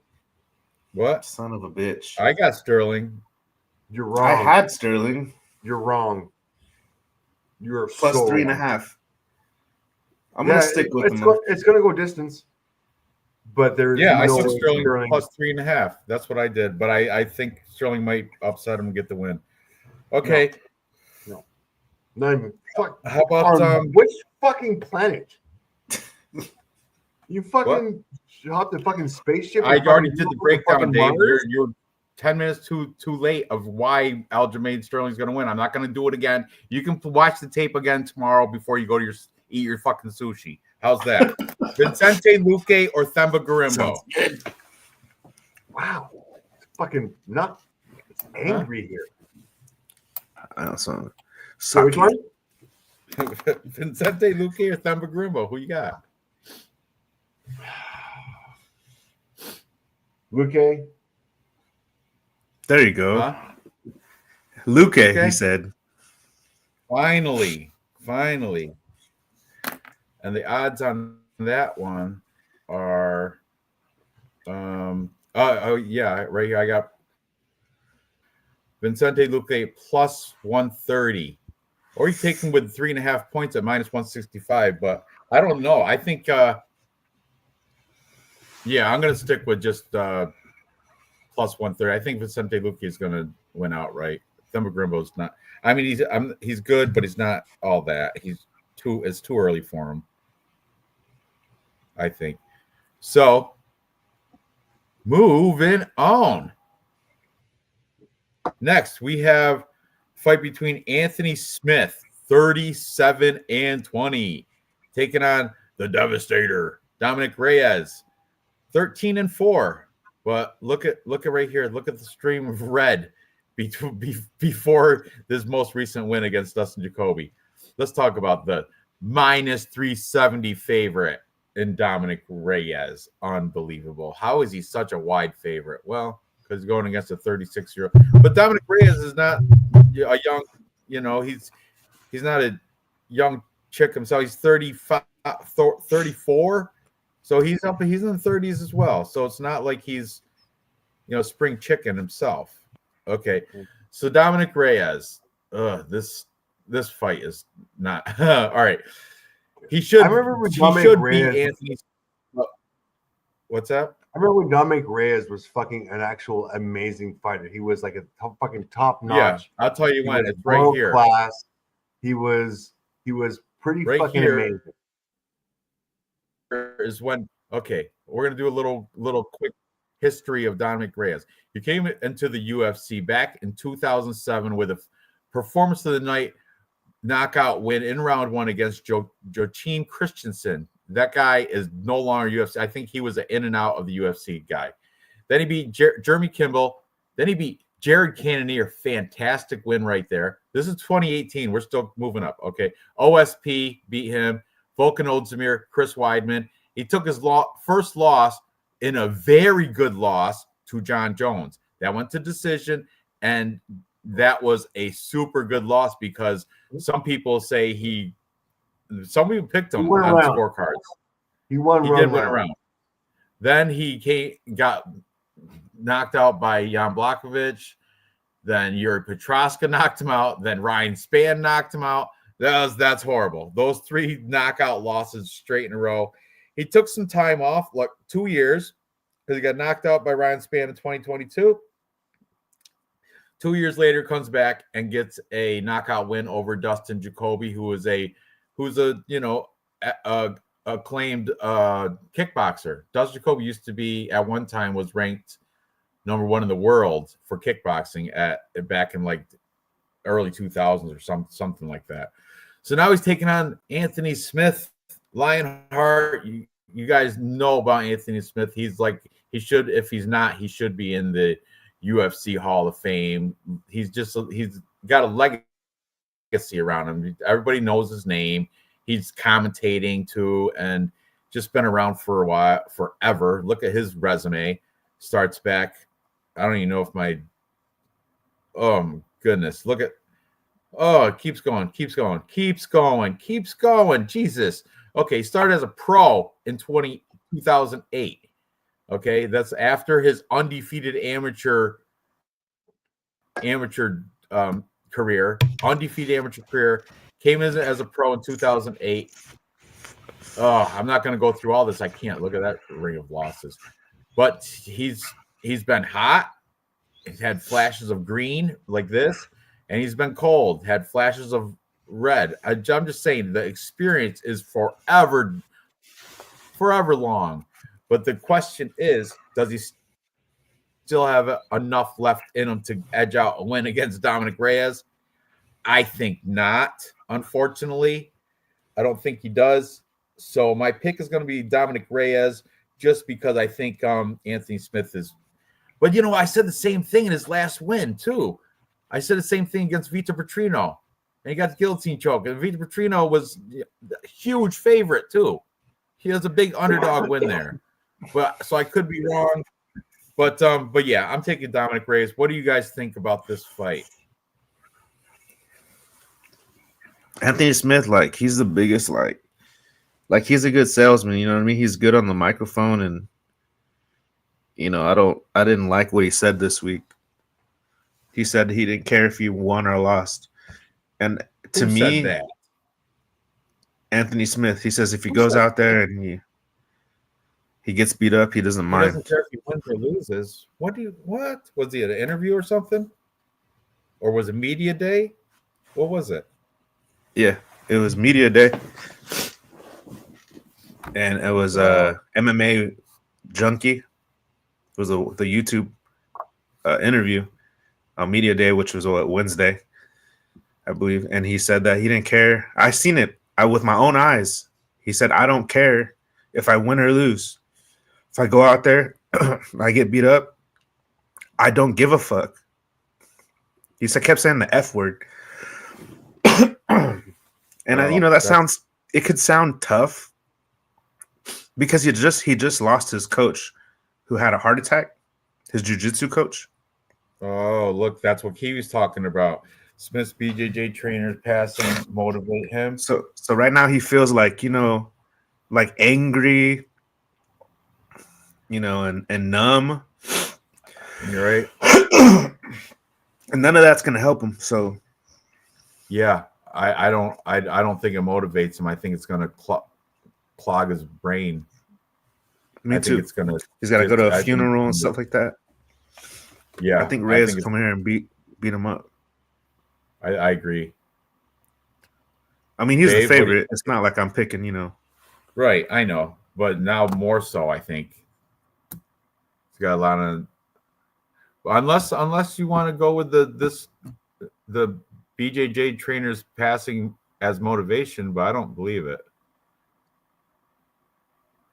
If anything, it's going to be the blind rage, the rage that makes you not message your fight IQ. You're like, oh, maybe he's going to try to do some BJJ, and it's not going to work. All that podcasting and shit, that shit takes time.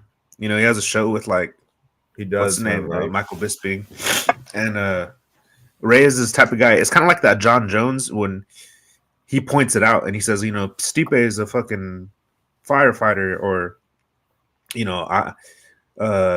Cyril Gahn plays video games. He's like, all I do is train. And I think that's how Reyes is. I think Anthony Smith is less committed because, like I said, when Anthony Smith's preparing for the podcast and doing whatever he does for the UFC, if he's doing that right now, maybe he takes a break. But even that, you know what I mean? I feel like Reyes is the more, who knows? Reyes might have a full-time job at Walmart, but I don't think so. I think he's more of the committed guy. Does one. Dave, what are you thinking? You got no stats? fucking way Anthony Smith has any chance. All right, Anthony Smith is he is a commentator. He's a podcaster. He is no longer a fighter. He lost that after he lost his fucking teeth. After he picked his fucking teeth up off the fucking ring, that was the end of his fucking career. I love you, Anthony Smith. You are a fucking legend. You will end up in the Hall of Fame at some point in time, but Dominic Reyes has your number.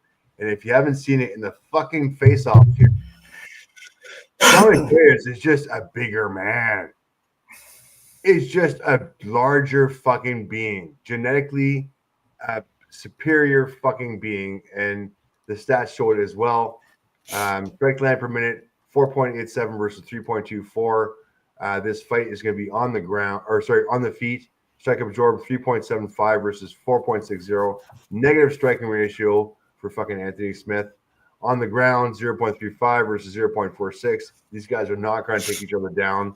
Dominic Reyes has 8% takedown defense. He's not getting taken down. Anthony Smith might try to fucking get some trying to take down when he's fucking just trying to keep his teeth in. But Dominic Reyes all day long. As far as the bookies go, the bookies are looking at Anthony Smith. They agree with me. Plus 300, minus 400 for Dominic Reyes. Man, I don't even see a chance in this. I don't even see it being worth a parlay bet as far as that. What's Dominic Reyes round one, like minus 150? No, it's not going to happen round one. Anthony Smith's going to have a little bit more respect. I mean, he's got to fucking hold on to it for at least a couple rounds. He's obviously not going to win this fucking fight. But yeah, minus 400 is disgusting. No fucking way I'm betting for a fucking fight. Gross. Pass. Moving on. All right. Next, we have moving up the card. We have Nate Landwehr taking on Do Ho Choi, the Korean Superboy, who I know he should be Korean Superman by now because he's getting up there in years. Korean Superboy just got done with his before his most recent fight win over who was it? Who's his last? My computer's being slow. Anyway, he just got done with his mandatory. It was Bill Algeo.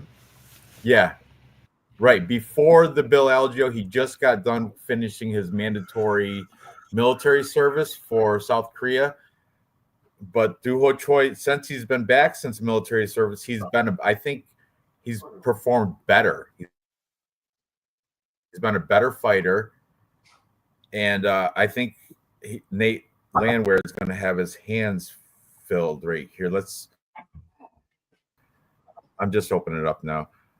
But apparently, yeah, this is a very closely lined fight. Nate Landwehr is a slight favorite according to Tapology and DraftKings. He is minus 130, Nate Landwehr. Doo-Ho Choi comes back at plus 110. That's on DraftKings right now.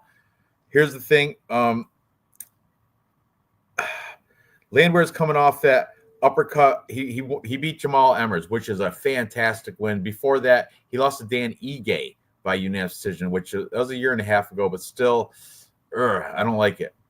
Doo-Ho Choi, though, before his first fight back after Korean, that mandatory service was against Kyle Nelson, where he got majority. It was a draw. Okay. Then he went and beat Bill Algeo by TKO. It's hard to say if he's gotten better or worse since his military service. I think he's gotten better, though. That's what the record's showing anyway. And I'm going to ride that, and I think he's going to edge out a plus money win over Nate Landwehr because Doo-Ho Choi, I'm pretty sure, is a more technical, on-point striker. Nate Landwehr is more aggressive. He's going to come in, Nate the Train. He's going to come in all hard and aggressive and in your face. He's got that style. But I think Doo-Ho Choi, I think his footwork, his punch and go, like he throw some on-point jabs and he'll get out of the danger zone, out of the pocket. I think that and see who in the back behind him who's hugging everybody. That's the trainer from what's his name? He's from is it Syndicate or Eddie Cha? And I think he's from Extreme or one of those big. We'll find out. Where's Doo-Ho Choi training out of? It says on Tapology's Busan team, but that's not correct. Doo-Ho Choi is out of where's Eddie Cha? It's Fight Ready. I bet you. Because if you look in there's Eddie Cha that just took his coat. That's Eddie Cha. He's a striking coach out of Fight Ready, shaking hands with who's that? Mick Maynard or whatever. Sean Shelby right there. Yeah, definitely. Whereas in your boy Nate the Train is forever MMA Masters. That's Colby Covington's. Down in Miami, Florida. That's Nate the Train. Yeah. This is a good fight, man. This is very good. I've been back and forth, but I'm going to go with the technical striking of Doo-Ho Choi to edge out a decision by way of strikes, like more significant strikes, more points. He's going to win a point thing. What are you guys thinking about this fight?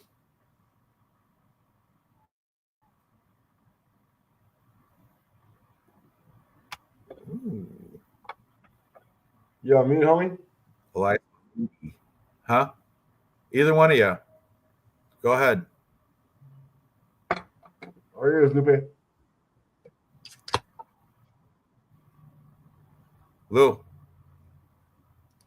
you're on mute or something. We can't hear anything. We can't hear you. I said I was finished. I had just finished my break now. Oh, okay, man, all right, all here we that go. time for nothing. Dude, all right, look. I'm going to fade Asian fighters. I feel like I need to say it louder.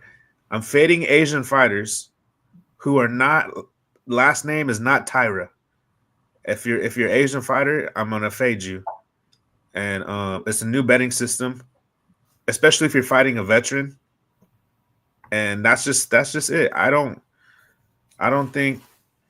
think last card kind of showed me that. Honestly, I'm not trying to be, that's what may change my mind is that last UFC China, Macau.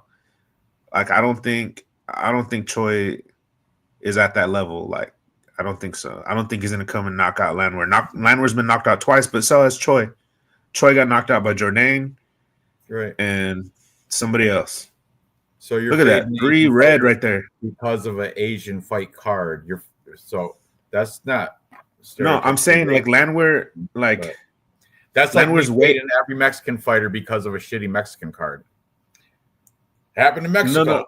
I guess Mexican fighters suck. That's pretty much what you just said. I'm fading Asian fighters because of that Macau card. I said it better, like because when I was your last name's not Tyra, you suck if you're Asian. Ding a ding a ding ding ding ding ding. You probably might as well just do that. Might say ding a ding. Oh, Chinese and Korean fighter, no good. Do that. Might as well. No. It's a system. Bobby Lee, I'm Randy. I'm Ranj. It's just not Bobby Lee. You're not 100%. Come on. It's always business. It's always just. It's just a business decision. I'll t-shirt bet you. Let's do it. You got it. Do it for my country's pride. My oh man. T-shirt, Dave's gonna owe me t-shirt one bet versus racist Lupe. I need Anders and Landwehr. I need the favorites just to do their thing. That's easy. I can't wait. This is the main event right here for me. You'll see. And it's not just because this guy's specifically from Korea. I mean, he could be from like where some of those guys from. China, any of those slant-eyed countries. Just say it. Any of those slant-eyed countries. You can be from any of them, and I'm going to pick against them. That is not what that is pretty much what you said. I'm fading every Asian fighter that's not named Tyra. I think that's almost word for word what you said because of that Chinese card. I get it now. I get it because of the Chinese card. That's why you're fading every. Let me see. Okay, there's got to be now that comes to full tuition. Now I understand why you're doing it. Okay, I should have broken down in stats. Stop right here. Can we appease this motherfucker in the chat? No gambling. What is your opinion on Elias Muhammadi getting the TKO against Dennis? What the fuck is this? He's talking about one championship. Which I'm not watching one championship. Shut the fuck up, fucking news and analysis with our Which one? Jesus Christ. All right, I'm sorry. I apologize. One championship, that's the one that's like on, Fox Sports or some shit. I don't know. It's a lesser promotion. Mikey Musiechi, didn't he just quit one championship and to join the UFC grappling thing? Yeah, whatever. Anyway, we're not talking about that. Let's go. We're talking about this fight. We're talking about Duho Choi, Nate the Train, Landwehr, and racism and systemic racism against Asian people. That's what we're talking about. Dave? No. Yeah, go ahead.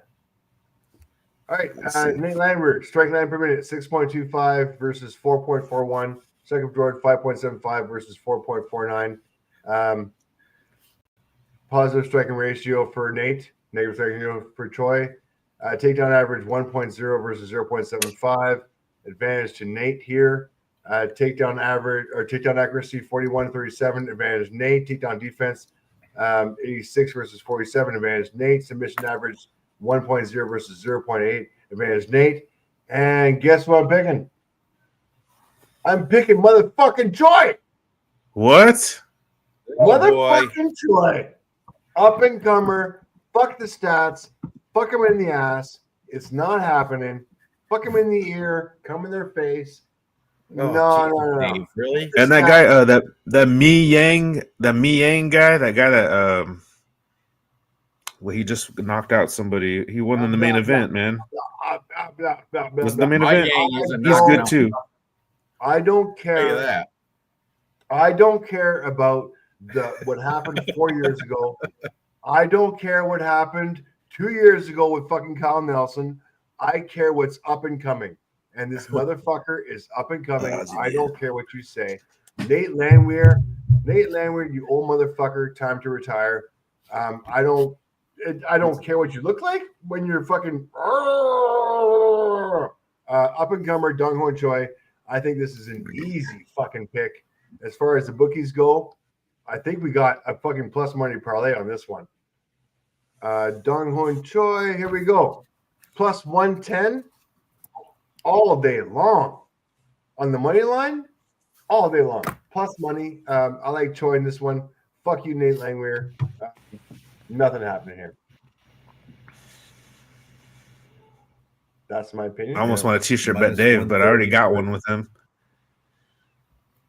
Yeah, now you got a t-shirt bet with me already for this one. You got two t-shirts, one with Dave on the Weidman fight and one with me on this racist Nate Landwehr versus Choi fight.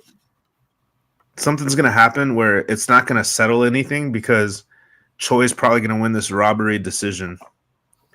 And you're going to be like, that was a robbery. Like, I don't care as long as he wins. Len. I don't care if it's a robbery. I hope he does. Hope it is a robbery. I'm not. I don't hate Nate the Train. You're just getting me. No, me neither. Going with the whole racism thing. That's what got me going. No, I mean, there's only men, not the women, because Wei Li Zhang and Yao Nan and the other girl who knocked out of, but the men, just the men, because there's two good ones, right? I mean, you're not going to say Li Jingliang is good. Chinese part, there's so many Asians going against other Asians. How do you? So now they're all bad just because they're. It was like most of that card was Asian. There was like the Road to FC. They're all Asian and Road to FC. Every one of them. You're saying they're all bad. But off the top of our heads, we know that Tatsu Taira is like, like the only. You just really think to yourself, like, who's the best Asian fighter? Well, you really think, Noah Allen, you forgot Joshua Van. He happens to be like a Vietnamese or something. He would be. Yeah, but that's like Hawaiian. Parlay too. Noah Allen. Don't forget about Van. He's the yellow. He's on the slant-eyed side. Then we're all Asian then, if we're going to add just. No, I'm saying Joshua Van is Asian ethnicity. Chuck, yeah. That's what, yeah. Put him Van in as well, because he is that's a 3-leg Asian parlay.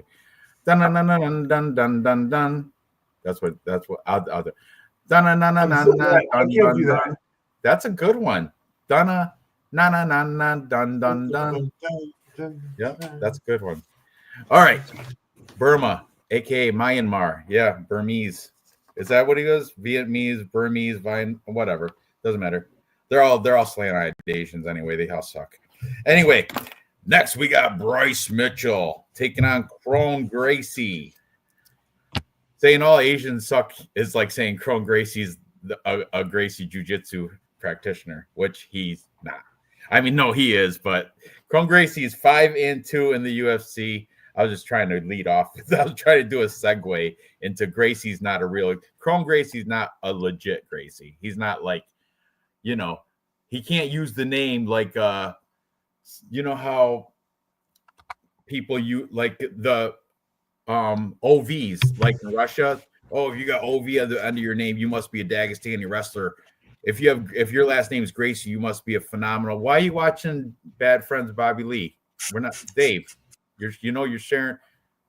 Oh, there he is, my idol, Bobby Lee. All right, I Dave. love Bobby Lee. Yeah. We're at Bryce Mitchell and Crone Gracie. Can we talk about this instead of that? Because this is a fight podcast thing. I think I've seen this one. All right. Anyway, Bryce Mitchell comes in at 16-2. Crone Gracie's 5-2. What the thing with this fight here? Dave, what are no? Oh, you were gonna do the song. Okay, I got you. All right, you can do it. I got you. Add the stage. I'm sorry, you can do it. Do it. Do the song. Play it with volume, Dave. They're not gonna copyright, friend Josh. Right here, that's the funniest part too. This is the best. Go ahead, Dave. With volume. Can you hear it? I can't hear it.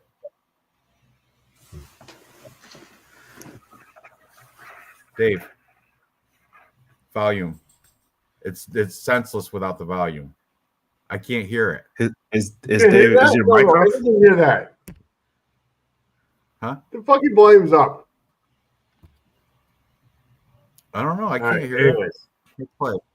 Press play. No, I can't hear anything, so we can't do it. And it's hilarious. That's that Asian song that I want to be a ninja. That one. Anyway, Sorry. so back to this. We're sharing this instead. Okay. Bryce Mitchell, Thug Nasty's coming off a loss to Josh Emmett. Before that, he managed to beat Dan Ige. Prior to that, he lost Ilya Tupura, submission, by the way, which that's be a path to victory for Kron Gracie. And before that, he beat Edson Barbosa, Andre Fili. Kron Gracie, 2 back-to-back losses, once to Charles Jourdain, one to Cub Swanson. And before that, he made his UFC debut with a win over Alex Caceres, submission.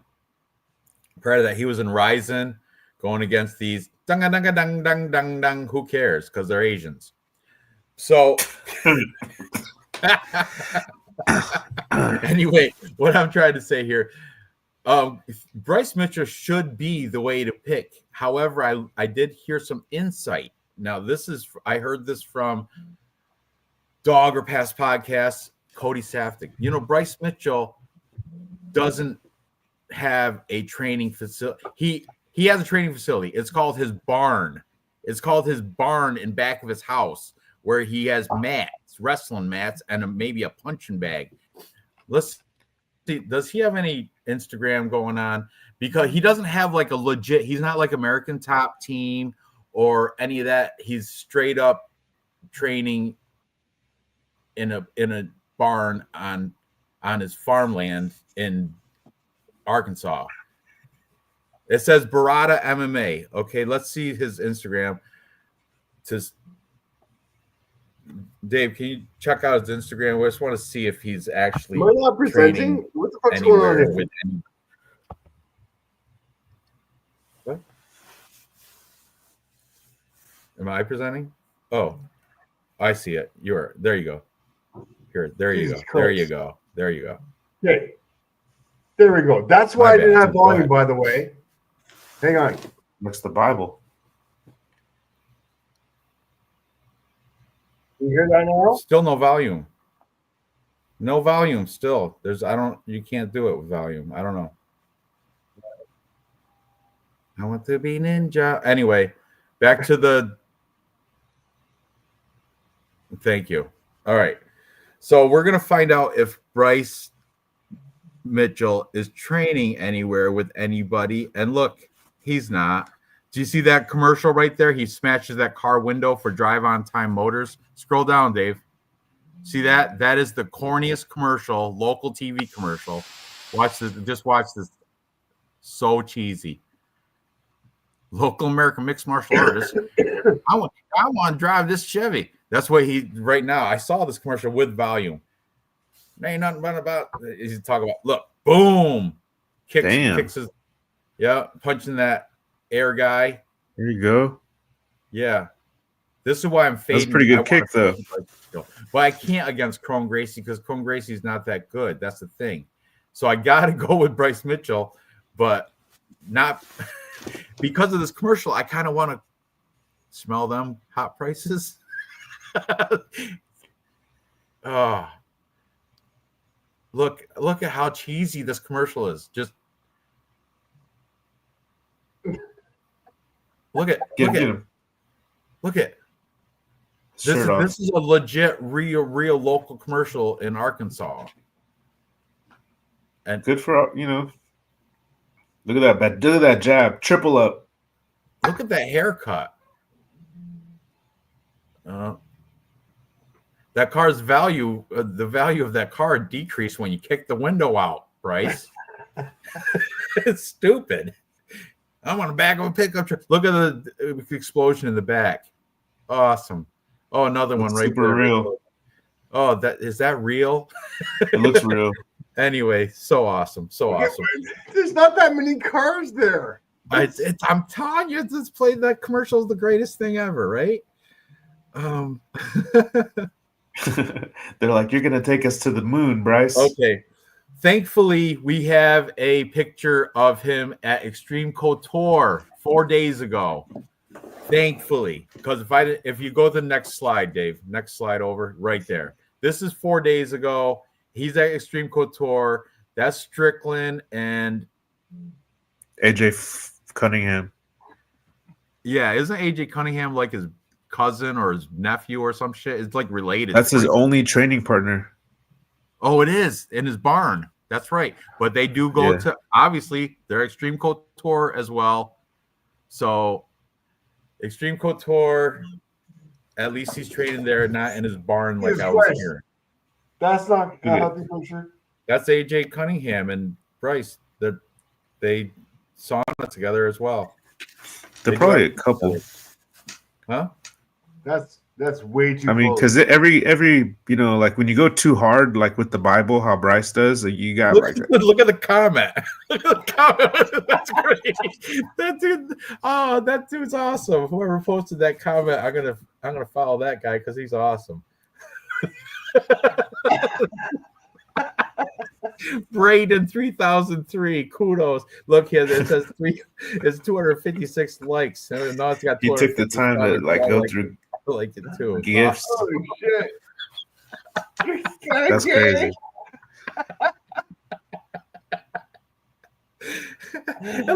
look at above him, Ian Gary. That Cunningham does look a little bit like Ian Gary.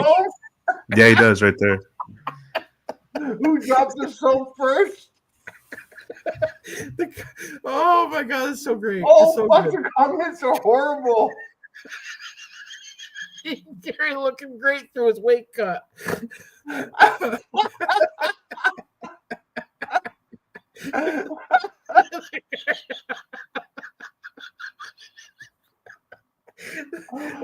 man, I love his weight cut.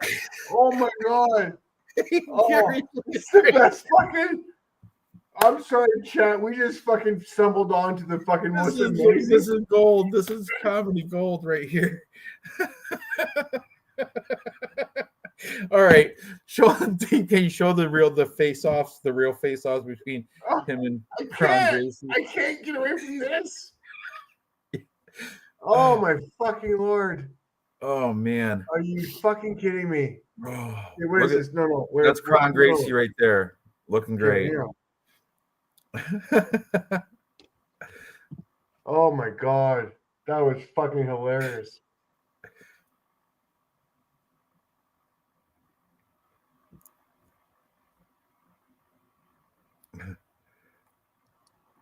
Oh, he's sticking his fist right into the chin too.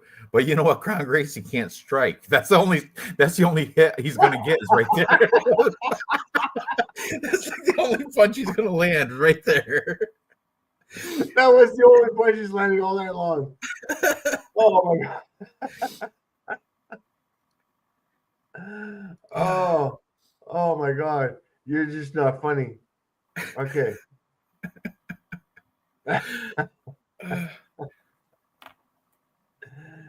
You want to go over stats real quick before you do anything else? Strike time per minute, 2.30 versus 2.74. Strike of Jordan, 1.65 versus 6.82. Twice the fucking negative striking ratio on fucking Crown Gracie. Takedown average 3.45 versus 0.47. I have no words. This fight is kind of like a silver platter for Bryce Mitchell. A silver platter for the redneck fucking God. I don't know what you want to call him. Like I want to call him Shower Buddy.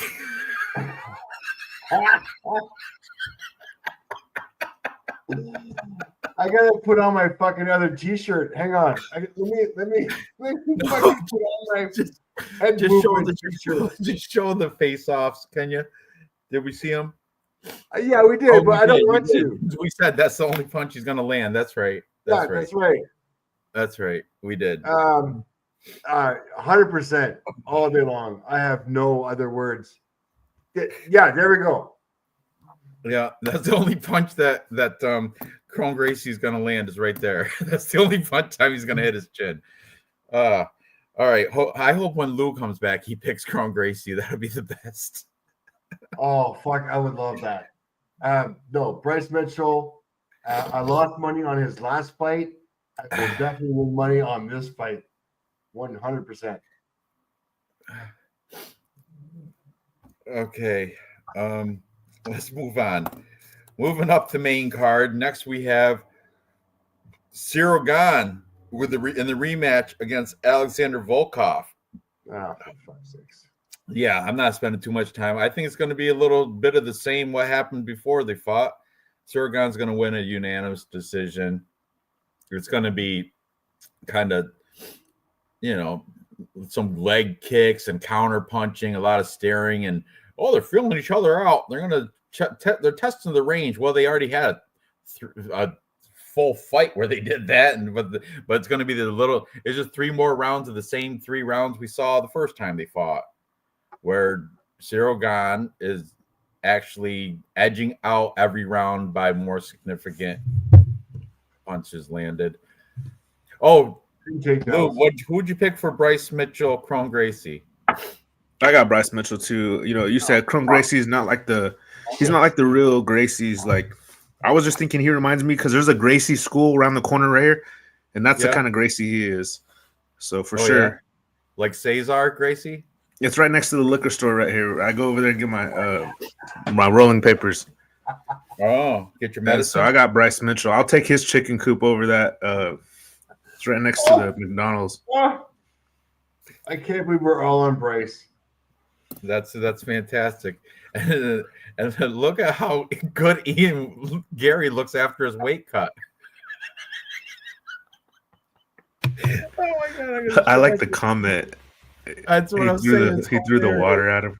They're just playing in there. You cannot. You see the other comments ever. Ian Gary looking great through his weight cut. That one's awesome. And then this guy, just the black guy. What? All right. Enough of that. Look, I add gay, gay. All right, back to now. We're on Cyril Gane, Alexander Volkov. So, Dave, remove the screen. We're on Cyril Gane. Cyril Gane's 12-2. Volkov 38 double-digit losses with 10 losses. They're both coming off wins, but this is a rematch, and I don't see anything going different from the first time they fought, where Gane won a unanimous decision. You guys have anything to add to this? You picking Volkov? It might have changed. It might have changed a little bit this time, because look, Kiwi Brew, he played Volkov by sub plus 2,800. Oh, see, I see what you're thinking. That's a greed one. That's greedy, because I don't think it's going to happen. But boy, if it did, and it could, because Cyril Gane, he's a puncher. He's not a jiu-jitsu player, really. Nobody bringing up why Mitchell wearing glasses. He needs them. I think he does need them. Like me. Huh? Where are my glasses? I got Cyril Gane. I don't know if you guys already gave your breakdowns, but I got Cyril Gane. To keep it simple, I don't think he's at that point in his career where he loses a rematch right now. I think he's still in his prime. I don't think he's the type of guy to, like, for instance, if he fights John Jones again, I think he loses to John Jones again. But if he fights, what's his name? Then he fight Tai Tuivasa. He beats Tai Tuivasa again. He fights Alexander Volkov again. He beats Alexander Volkov again. So that's pretty simple right there. Nice little parlay piece as well. Right. It'd be crazy if Volkov beat him. I don't know. There's something different about John Jones's wrestling. There's a lot of fighters that are not going to take down DC, but John Jones does. And there was a lot of fighters to manhandle, Cyril Gane, but I don't think Volkov can manhandle Cyril Gane in the wrestling. So what's he going to do in the striking? Cyril Gane's just a little slicker.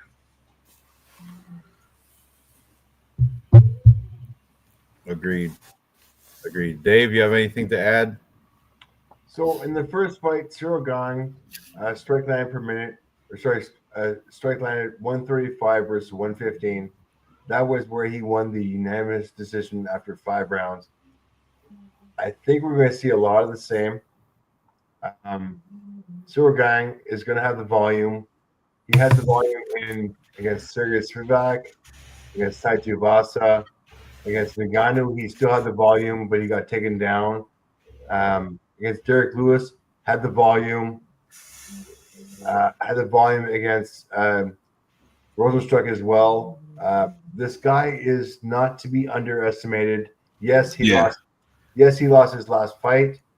He lost his fight against Jones. I get it, but he is an elite martial artist. So he has the striking, he has a takedown, he has a takedown defense, he has everything. He is just so much more tactical than Volkov is. I just don't see it going any other way. I see Cyril Gong. I don't see him making any big, huge moves. I mean, I don't see him making any heavyweight moves towards like if he's gonna knock this guy out, if he's gonna sub him, then yes, I would see him making moves towards the John Jones, towards the fucking Tom Aspinall. I just don't see that right now. I see him winning this on a decision victory. So however many rounds, but Cyril Gong by 3 rounds too, because last rematch or the first match was 5 rounds. Yeah, this favors Gone even more. Just that it's 3 rounds. I think the volume, the takedown defense, let me throw up the stats real quick. Strike line per minute, 5.49 versus 5.13. A little advantage to Gong. Strike absorb 2.19 to 3.0. Advantage to Gong. Takedown average 0.58 versus 0.45. I mean, I realize these stats are kind of subjective, but Gang wins on every single one of them. So I'm taking the Frenchie. Agreed. Frenchie decision. Right. This is a good one, man. I wish I could be at casino and bet on this straight up. Right.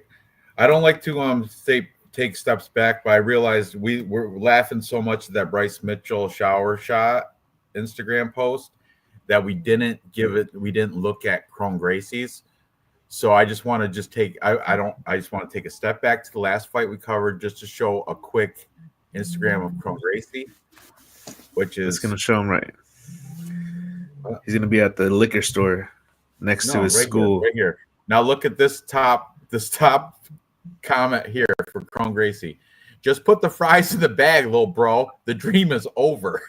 And then look at the second comment underneath that. I'm not a pro, but I know enough to know that those are some very weak punches and poor technique.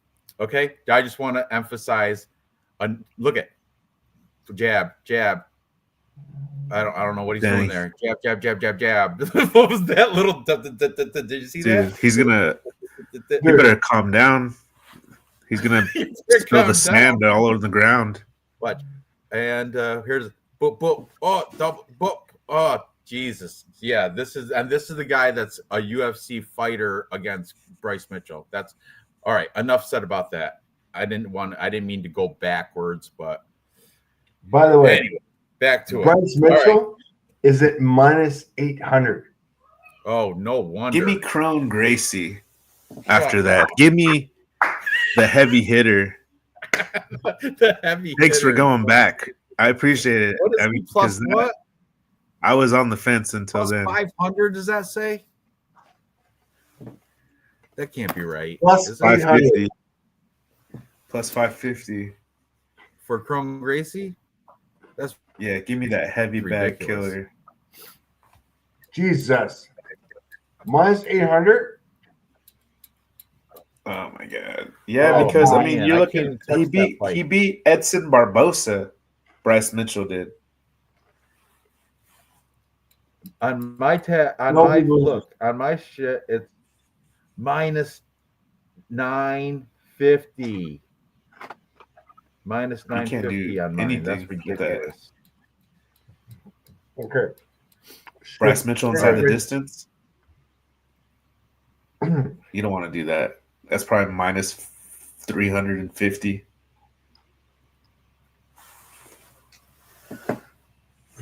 All right. So anyway, that's pretty. We're all Cyril Gane. We're all on Cyril Gane. Yeah. Let's move on to the co-main event. You guys ready? Let's go for it. Or unless, are you still doing stuff, Dave? Are you still? Oh, you're done. You're good. No, I got like fucking 10 minutes. Let's go. All right. Next, the co-main event: Shavkat Rakhmonov, 18-0, taking on Ian Machado Gary, 15-0. Somebody's O has got to go, and I think that O that's going to go is going to belong to Ian Gary. I got Shavkat winning this. I don't think he should be a minus 400 favorite or whatever he is, but Shavkat will have the. You know what the thing is, Ian Gary. I can't forget when he got knocked down by that Asian fighter. Keep going. Who he beat? Oh, there it is. Kanan Song. Kanan Song knocked him down. But he got knocked out. And I remember that. Huh? But Kanan Song, didn't have the goods to finish him. He did knock him down. And he went into that fight as a huge favorite, Ian Gary did.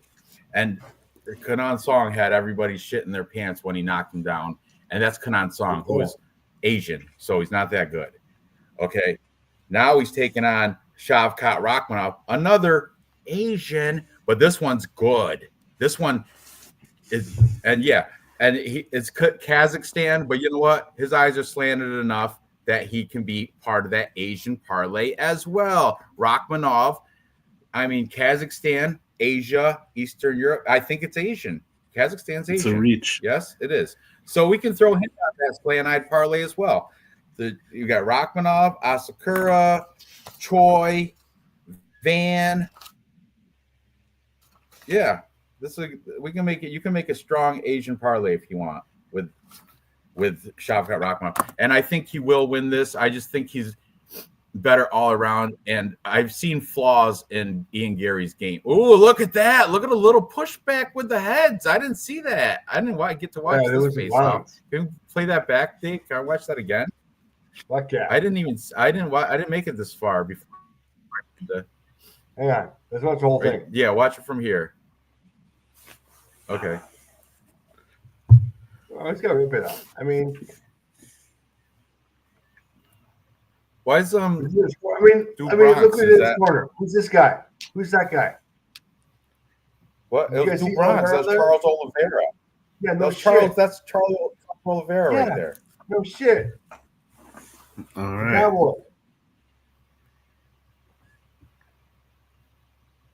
Shavkat is a direct descendant from Genghis Khan, by the way, if you didn't know. Genghis Khan, who killed more people than anybody ever in the history of the world. He killed like millions. Huh? Damn. Oh, I wonder the shit talking they were doing right there. What Ian Gary was saying right there. Yeah. I'm going to fuck you up. Smiling. He's got that smile. He don't care. He's a killer. Who started the head push? Oh, look, Shavkat did first, and then Ian Gary came back with it. That's a bad look for Dana White. Huh? Okay, Dana White. Look at Dana right there. Breaking up, doing shit. That's awesome. This guy here, slow, bad security. Mm-hmm.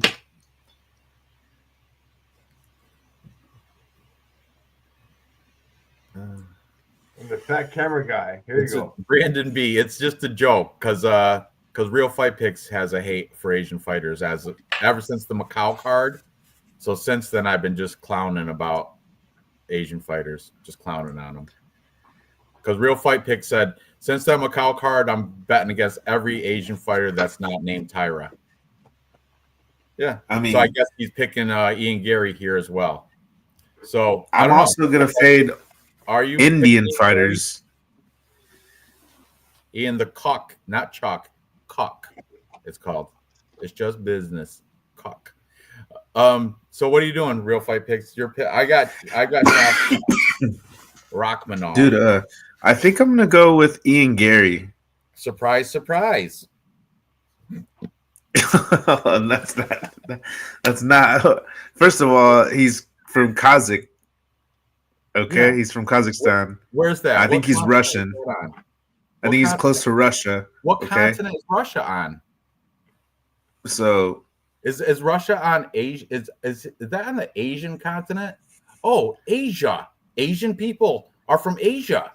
That's I mean, weird. you're really Kazakhstan's reaching right in now. Asia. That means Kazakhstani people are Asian. A lot of people have like Mind blown. slanted eyes. That in the morning when I wake up, my eyes are slanted. You said Asian fighters. Is Asian? Kazakhstan's in Asia. It's not in North America. It's not in South America. It's in Asia. Well, it makes me more confident now to pick Ian. Okay. I think he wins by decision. No, honestly though, I heard that they wrestled in the gym or they sparred in the gym. They used to train together with Henry Hoof, right? Yeah. Over with at, Henry Hoof. Yeah. And since then, what's Ian Gary been doing? He's been traveling all over the world. Brazil. Right. I watched it in Thailand. Yep. And that really showed in his fight against Michael Venom Page. He beat him with grappling. And like, I don't think Shavkat can sub him anymore. And I think Ian can do enough in the striking. He does edge out Shavkat a little bit in volume. I think he could steal a decision. If I could like make a bet, I would bet Ian Gary by decision.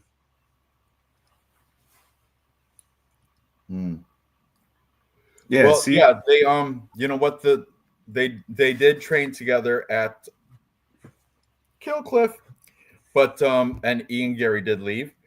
However, do you know what I see today on my phone? I saw things that Ian Gary admits to getting submitted by Shavkat. Where is it? Yeah, but here's the thing. If Ian Gary, I mean, it depends on what kind of sparring they're doing. Because if they're hard sparring, Ian Gary is probably still holding back. And so his only path to victory is to like, he could probably knock him out too. And he can't do that in the gym.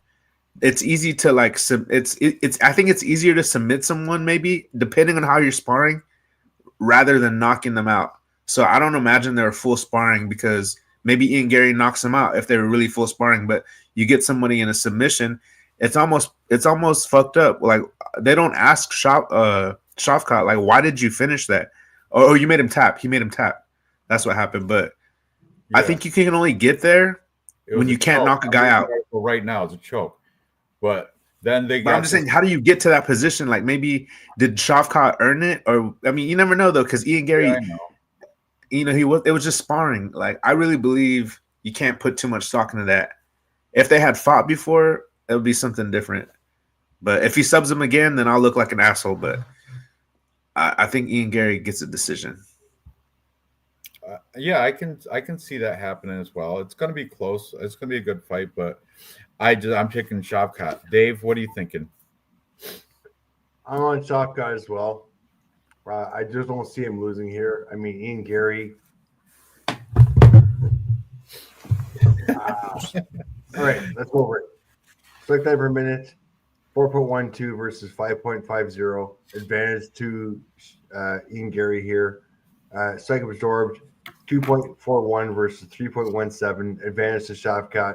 On the ground, 1.49 to 0.77. I think Shavkat.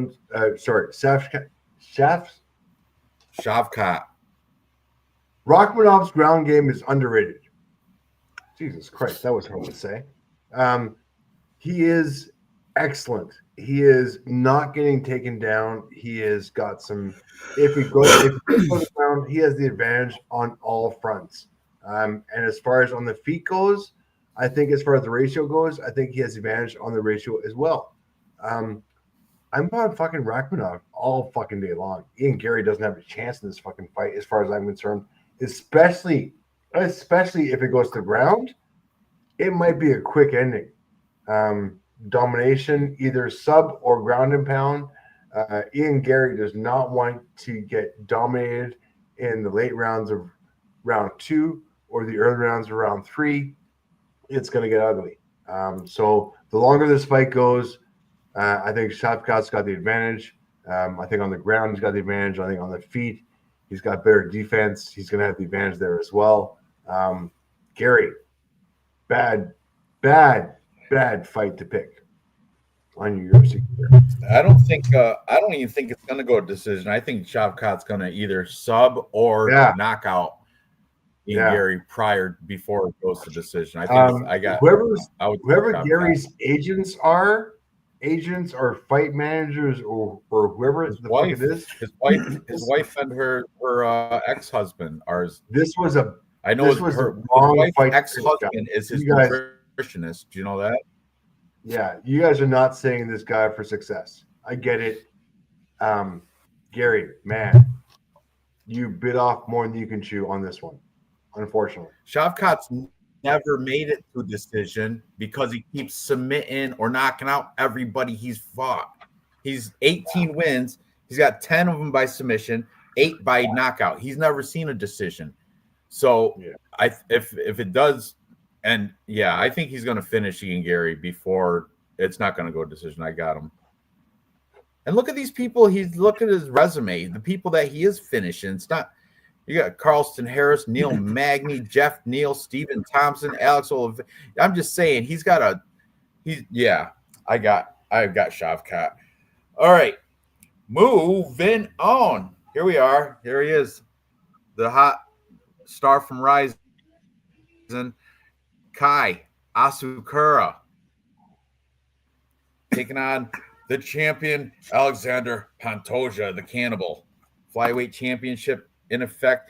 The thing with Kai Asakura, he's a 2-time Rising champion, 21-4, coming in like knocking people out, breaking their jaws. But you know what? You can't come in here to the UFC without having a UFC fight under your belt. You can't just come into a championship fight. I don't care who you are. You know, you can't just come in and take on a champ and expect. I mean, I'm taking Pantoja, but this kid, this Asakura, though, if he does manage to get a flash knockout in the first, in the early part of in the first half of the fight, like in the first 2 rounds, that I could see that happening possibly because he does have that hard hitting power. But Pantoja, I think, is too slick. I think Pantoja is going to take it to the ground where he's going to have a tremendous advantage on the ground. Kai Asakura is a striker. He can't. I watched The Embedded, and Kai Asakura's story. His older brother was like a street fighter, like fought everybody in Tokyo or whatever Japanese, wherever he's from. Fight everybody, ran out of people to fight, so he started fighting with Kai, his little brother. But Kai was dodging it. There's even footage. There's if you watch the Embedded, UFC Embedded, there's footage of Kai dodging all the punches, not getting hit at all from his older brother, who was like a street thug, street tough guy, like undefeated in the streets or whatever. So then Kai's like, all right, I'm doing good against my brother. I'm going to start doing this as a profession. And then what happened was he made it through Rising. He came to the U.S., went to Syndicate in Las Vegas. He took a striking coach and a wrestling coach from Syndicate, paid them to come over to Japan, and he's been training at Japan Top Team with the guys he brought from Syndicate. That's all in the Embedded, and they're his corner guys now. So and they don't have like big names, but they are a striking and a wrestling coach out of Syndicate MMA. If you watch the Embedded, it's just it's a good 40-minute watch. But anyway, Kai Asakura, he's fantastic, but he's not the UFC flyweight champion. And he's making his debut into the UFC look at the people he's fought. They're all dun dun dun dun dun dun dun. I want to be ninja. They're all Asians. So they're obviously not that good. Right? Real fight picks. So that's why, Pantoja should be able to get I don't know if he's going to finish him. But I think he's going to probably do a sub or decision. Either way, it's going to be Pantoja. My pick is Pantoja. What do you guys got to say about this fight? Listen, I don't want you to take this the wrong way, but I don't want a K-pop champion. Actually, I'm just kidding. But that was from the press conference. He's not K. When he was. I know it was from the press conference when he was facing off. That's a little multi-racist too, because he's Japanese. He's not Korean. If you want to get deep into racism, Japanese people, Korean people don't care for Japanese people because they took over the country and enslaved the Korean race. So, thank you, Kiwi Brew. Thank you. Obviously, you guys know my pick. That's like calling. Yeah, we knew that as soon as you said you're fading every Asian person that's not Tatsuo Taira. Now you got Kiwi Brew on my ass. It wasn't me that said this about the K-pop. It was during the press conference. He was facing off with Alejandro Pantoja at the end of the press conference on Thursday, and a guy sitting in the front row said, "I don't want a K-pop champion." It was pretty funny, dude, because he was dressed up like in a. Just the way he was dressed. I know he's Japanese, but it was the way he was dressed. He was like in a suit. Yeah, the suit. The gray suit. I saw with sunglasses and the t-shirt under. But yeah, obviously you guys know my pick here. It's part of the systematic. There's two of them on here, I guess. It's Nate Landwehr and Alejandro Pantoja. So this is an easy pick. It should be kind of a parlay piece because the good guys that Asakura went up against, because I give everybody a chance. I got to look at the resume. Maybe there's another Tatsu Taira in there. But he lost to Manel Kopp. Anybody who was like Pantoja, like esque level, he lost. So he eventually, unless he's broken through, unless he's had a breakthrough and he leveled up, I guess we're going to see. But, I doubt it. I don't think so.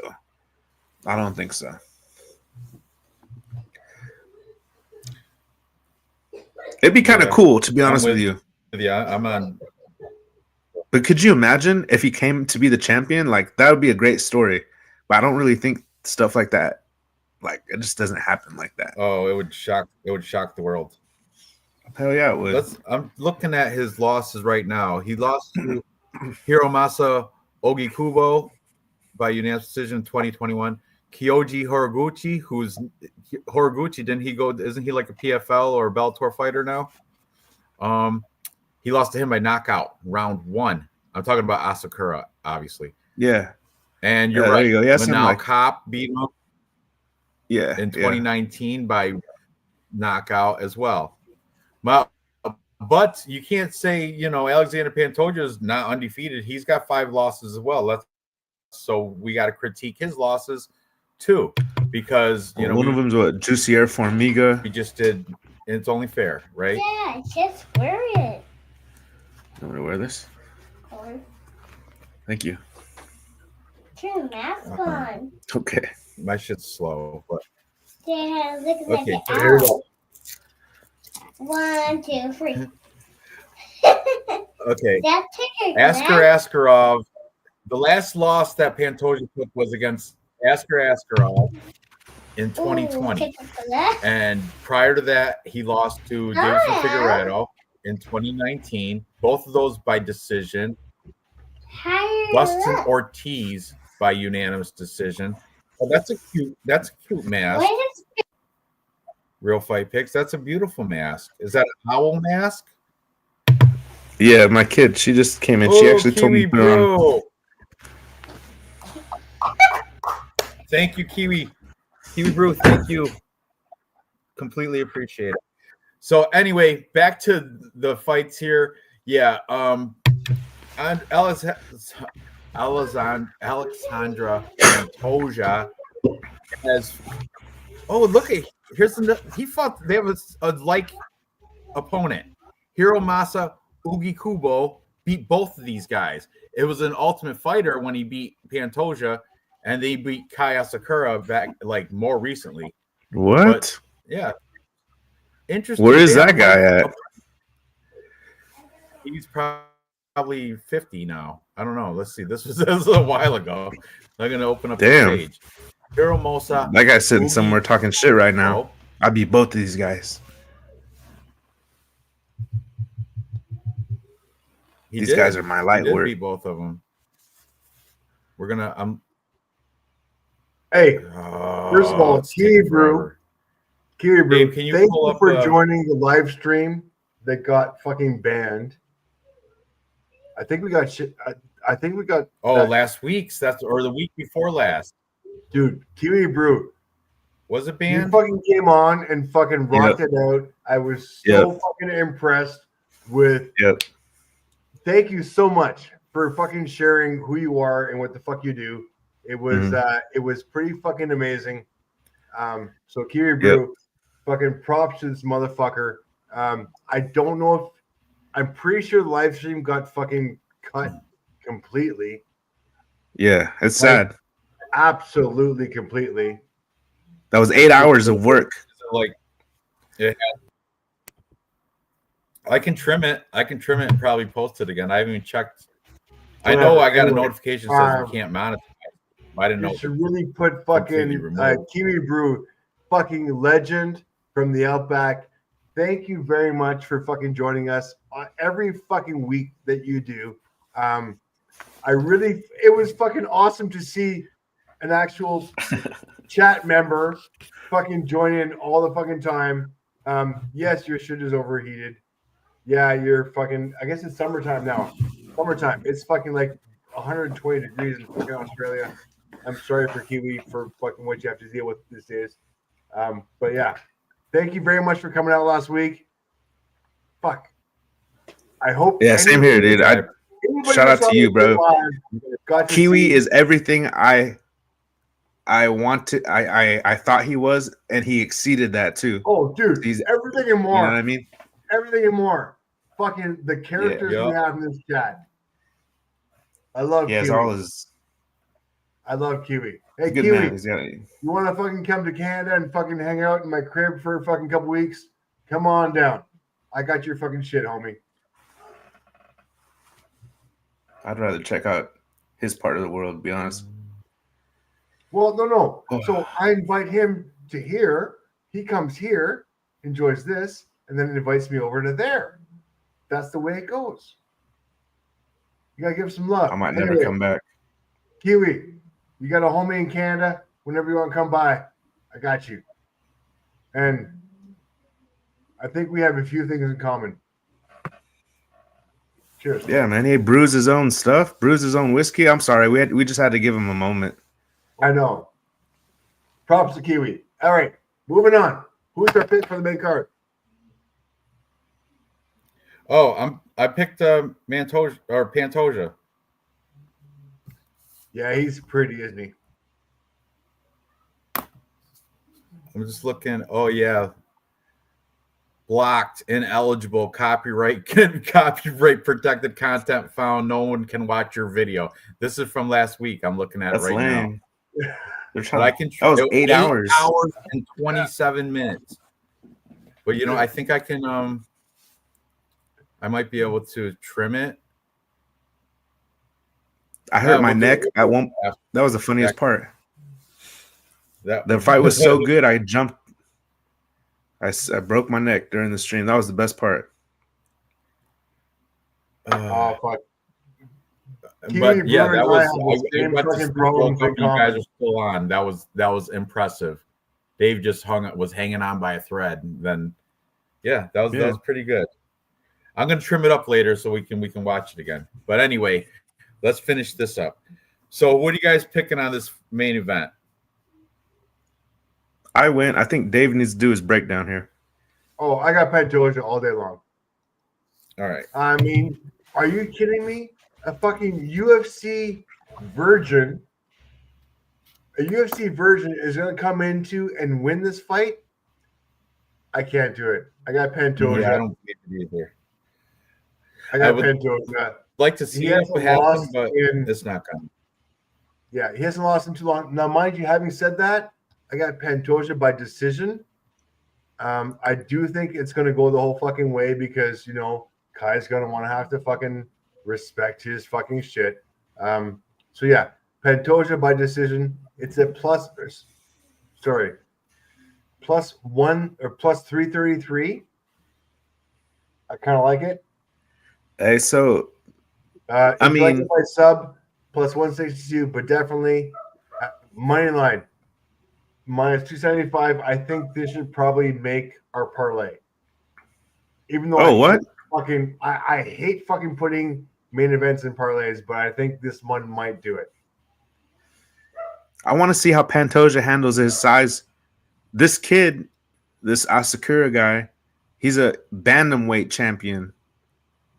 He's a bantamweight, 2-time bantamweight champion in Ryzen. So that's just something to kind of like Yeah, put so in the he's back of your going down mind. weight class.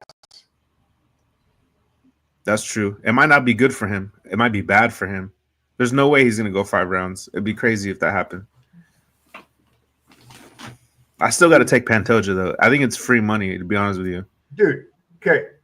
Look at the experience on Pantoja. I think so. Look at the experience. Steve Ursig, Brandon Royale, Brandon Moreno, Alex Perez, Brandon Royale again, Manuel Cap.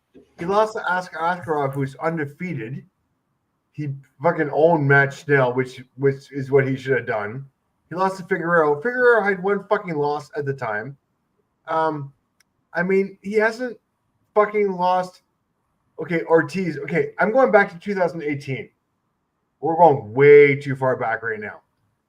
This guy's fucking record 1, 2, 3, 4, 5, 6. Since his last loss against Askar Askarov, he's got 6 wins, and Askar Askarov is undefeated. Yeah, I'm sorry. I cannot. Against who am I betting at? You want me to bet against Kai? Kai, he's impressive. He's up a weight class, so he's gonna be the bigger guy. I get it. He beat some guy, Ranj Archuleta, who was 29-4. He beat some other guy who was 33-10, and then he lost a guy. Hey, Pantoja's going to choke him, huh? He's going to get his back. He's going to backpack him somehow, easily. First round. Yeah. Who is Juan Archuleta?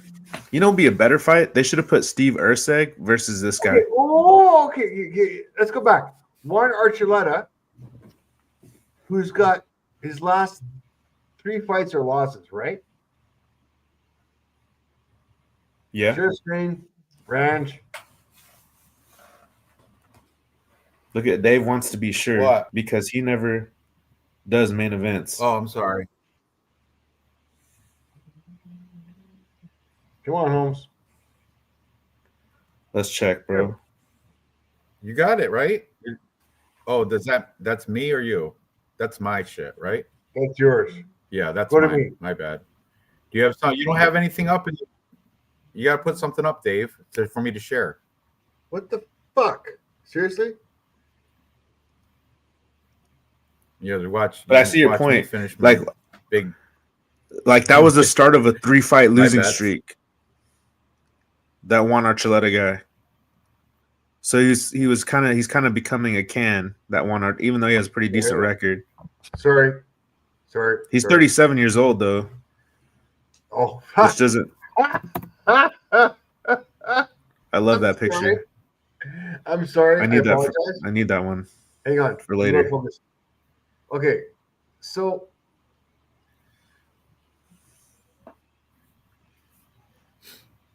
let me go back here. It was the start of a 3-fight losing streak of a guy who was 35 years old.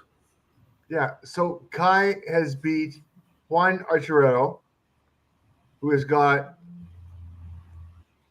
3 losses. Before that, he beat Yuki, who has questionable. It's all in Rise and Deep and fucking. It's all fucking bullshit. Like I cannot see a bullshit fucking record guy who is 21-4-0 in a main event in the UFC. I get it. Pantoja is boring, but yeah, 100%. I can't pick any other way.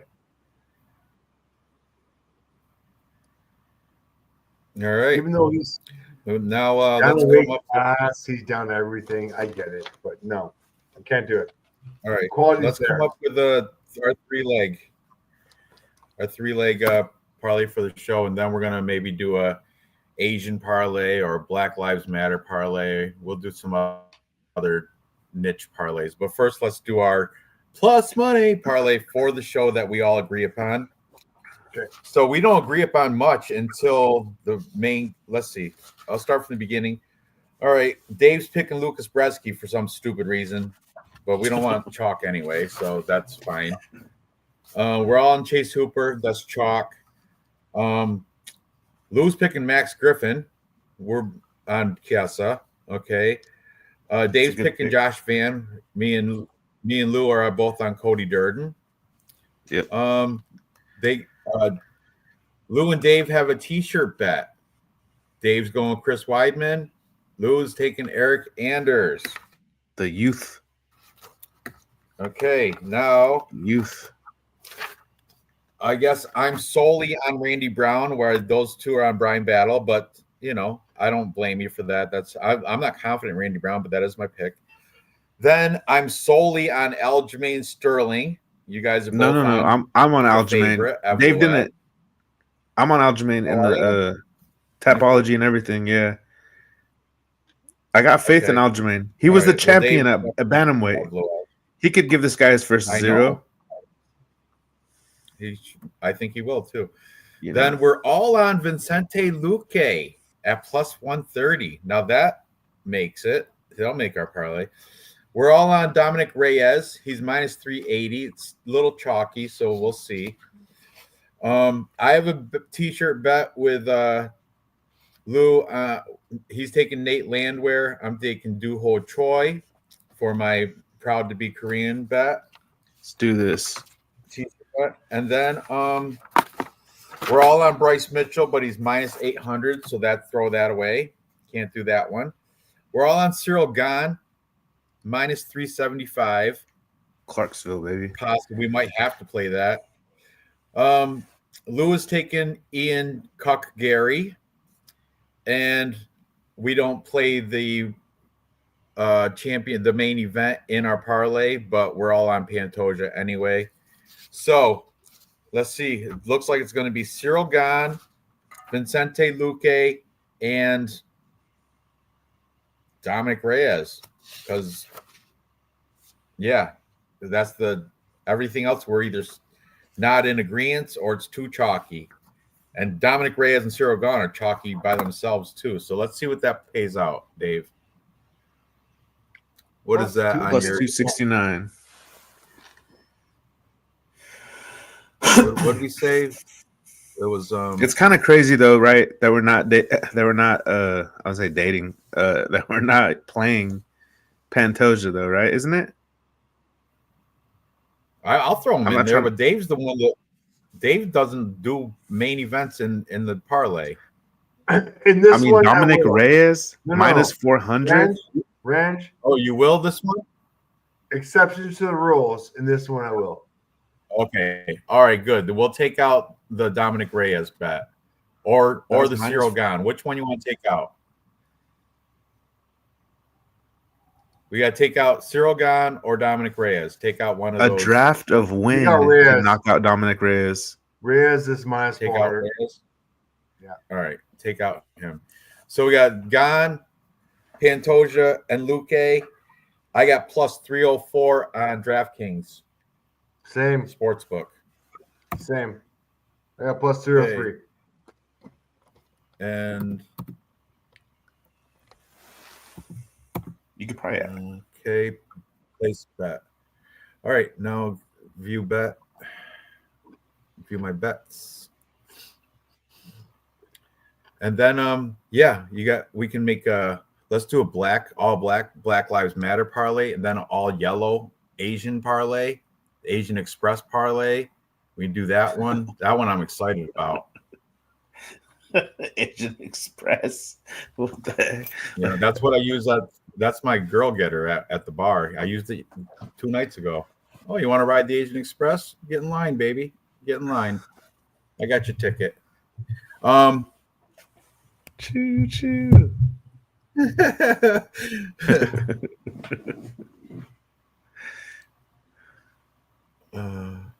To me, UFC is setting up Kai to win. I don't know, man. Maybe, but I don't. That's. I don't think so. It's reaching.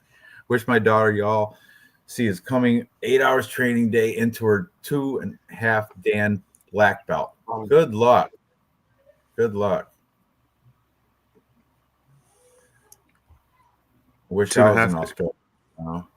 Luque is losing. Dominic Reyes is blocked.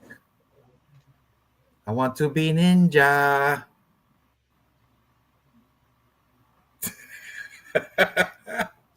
All right. Anyway, let's go back to that our bet. Let me post. I feel like Nate Landwehr needs to go out there and represent. You know, I never wanted to win a T-shirt bet so bad. You know. Oh, I can't wait. Nate Landwehr, he go out there. He's 36 years old. I'm starting to worry here. This one really? Can you hear it? See, it's not worth it unless you can hear it. I thought I did for a second too, but fix the audio, Dave, and then we can enjoy it.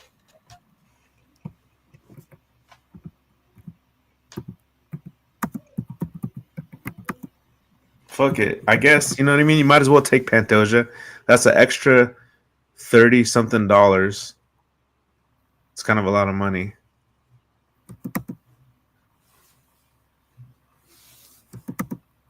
Because fucking Dominic Reyes is the one-hitter quitter. Go to sleep.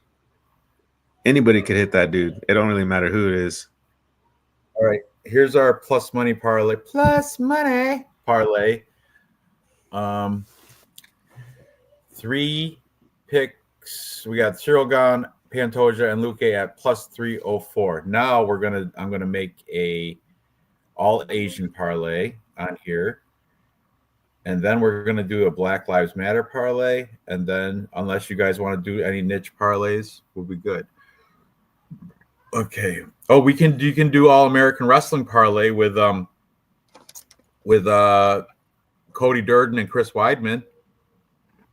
They're both All American wrestlers. That's a good one, actually. I might do that. All right. And I think maybe Dominic Reyes might have been All American wrestler too. I don't know. Okay, so all Asian parlay, which probably won't hit, but it's going to be fun anyway. We're going to take Kai Asakura. Look, plus 9.5 points. Maybe I'll do that. You think he can survive and win a round? If he can survive and win one round, he win that bet. I think I'll do that. What fight is that? Kai Asakura plus 9.5 points. Because it's a 5-round fight.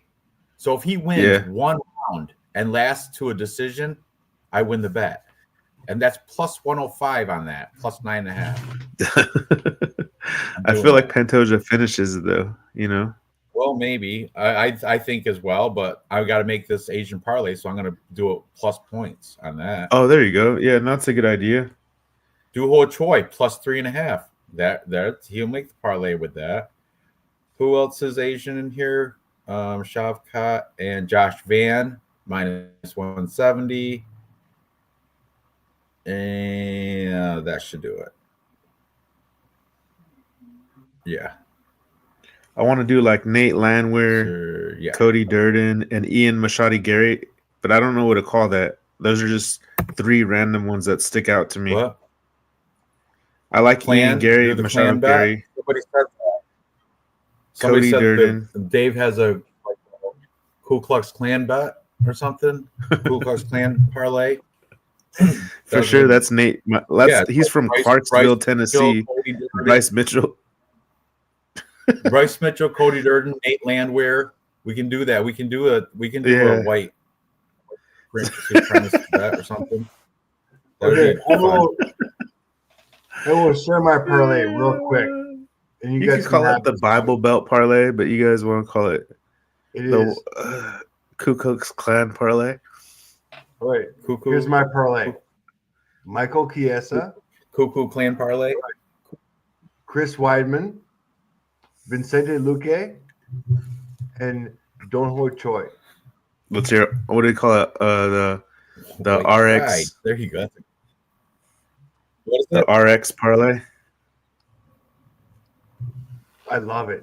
Oh, I that's love me. that That's me. parlay. What, Dave? What was yours again? Luque, Weidman, Chiesa. What was it and again? Choi. Oh, here. I'll show it to you. You know what? Fuck you guys. I'll show it to you. Do it. Show it to us. I'm trying to. The Medicare parlay is the AARP parlay. Is that? Oh, you got Choi. Okay, that doesn't count then. Damn. Chiesa, Weidman, Luque, Choi. Honestly, if it's me and you're really doing the parlay, if you're doing the capper comparison parlay, you'd be overexposed to have Luque, but then again, you'd really hit big. It's up to Oh, you. yeah. I'm worried about what you say. Sure. All I'm right. worried about it. I like this. I mean, Dembo Garimbo is an able body. I will pick the 3 out of 4 parlay. Hang on. 3 out of 4 parlay. Oh, here we go. Here we go. Oh, that brings it way down though from 1,500. Take that out. Oh wait, what would you get? What would you win though? 750 No way. That's still really good, on a $50 bet. bro. That's so good. 750. If I got all 4. You're so lucky, bro, that you guys get a do bet like that. That's a cool Here's one. my I would do all-Asian those. parlay. Posted. Look, Kai Asakura plus 9.5 points. Shavkat, Duho Choi plus 3.5, and Josh Van. All Asian 4-pick parlay comes out to be plus 596. I think I can cash that one too. Because, well, I don't know. My Kai Asakura will probably get finished, but aside from that, I'm kind of confident with the rest of the fights on that. So there's that one. Did you want to do white power parlay? Yeah. What are you going to call yours that you just called? You just said. Me? Oh yeah. Okay. That's just Everybody, good luck tomorrow on all your parlays. Thank you very much. Kiwi Brew. All right. Love Happy you, birthday, Dave. Thanks, happy guys. birthday, bro. I appreciate Enjoy it. your time. Have a good night.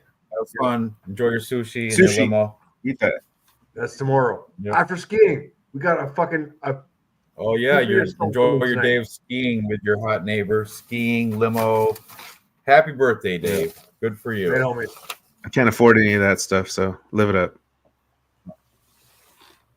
All right. Let's I'm gonna really quick try to do this this white pride parlay or whatever you want to call it.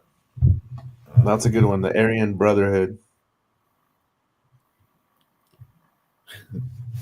Aryan Brotherhood. No, Parlay. that's too racy. You can't say that.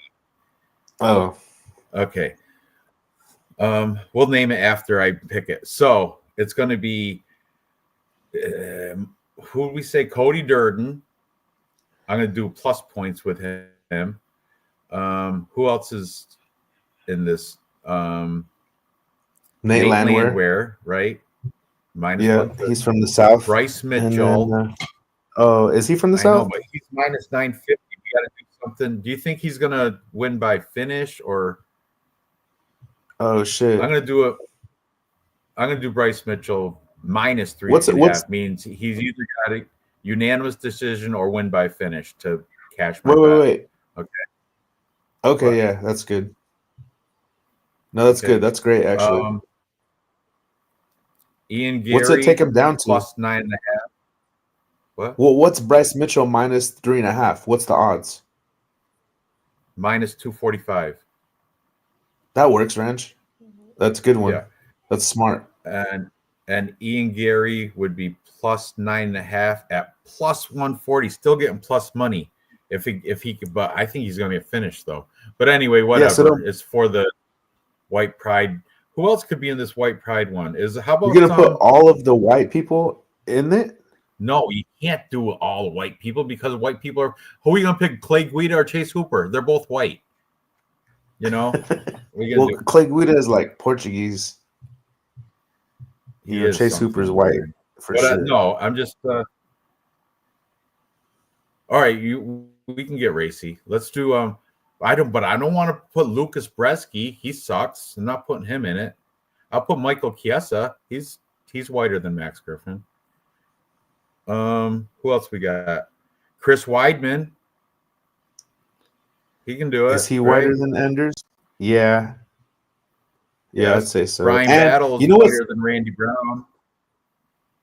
Chris Weidman at 195.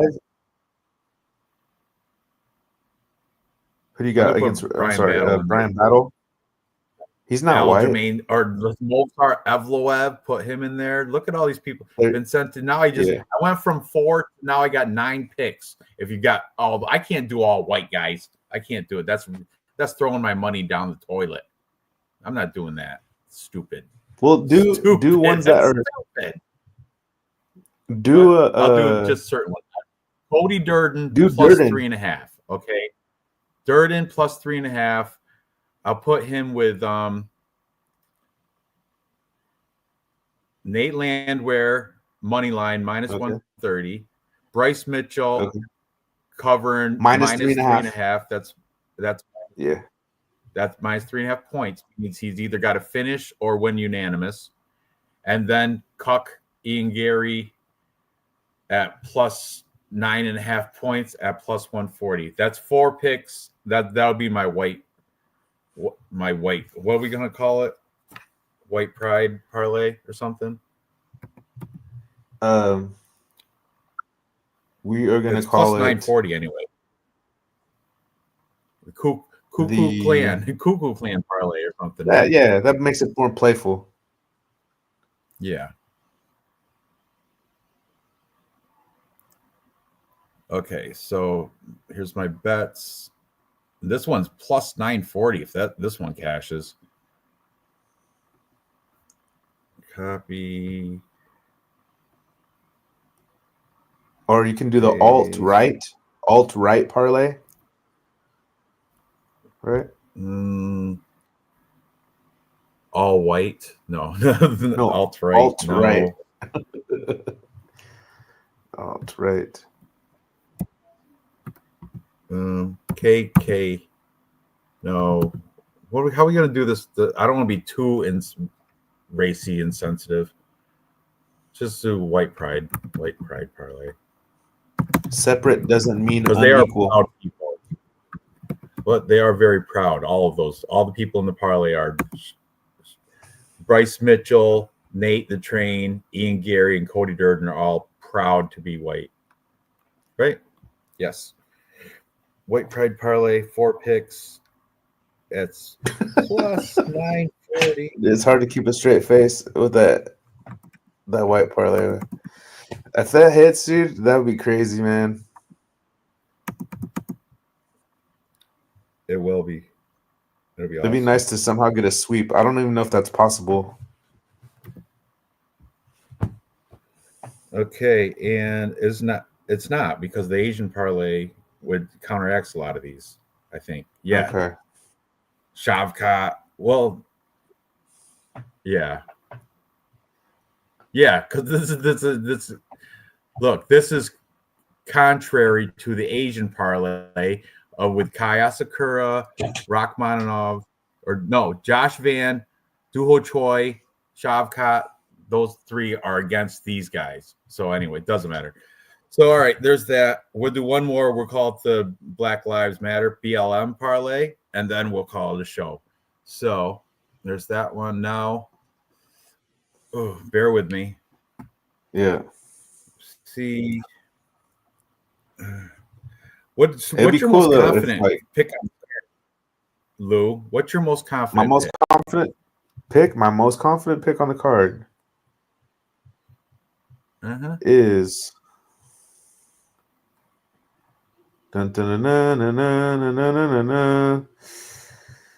Probably going to be a favorite because I'm not like super confident in the dogs. I want to say I'm going to say Pantoja, but god damn, he's little compared to Kai. That's what gives me doubt. I would say that's with good odds because Cyril Gane's probably my most confident pick. But with good odds, man, I guess I'd have to put my money on because it's bettable on Pantoja. Yeah. I have So to that's say Pantoja. your most confident fight. All right. Here's my Black Lives BLM parlay, and this is plus 1194. There's 6 fights in it though. So here it is. I mean, there's a lot of chalky fights. You can't really cap Kennedy versus Lucas. Chase DraftKings Sportsbook. I love the points. Like you can pick points. That makes it chops the numbers better. Right. Let me see here. That's so crazy, bro. Copy. That you could get like to play Bryce Mitchell minus 3.5. Right. Because he's going to win a unanimous decision. Wait till you see this one. Paste this Black Lives Matter parlay. This one's good. I mean, he's going to win. What was it 30-27?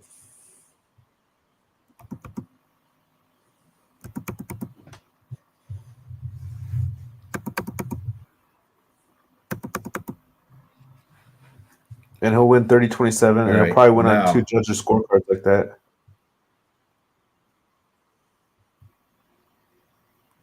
And then a 29-28. That would cover it, right? Look, BLM parlay, 6 picks. Max Griffin plus 3.5.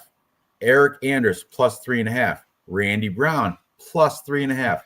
Aljamain Sterling plus 3.5. Cyril Gane straight up. Kemba Grimbo straight up. 6. That is, yes, Noah, that is fire. That one. Hell yeah, bro. All lies. Shut the fuck up. Stupid. All right, so yeah, I like that one too. But the best one, obviously, is our original plus money parlay, which is right here.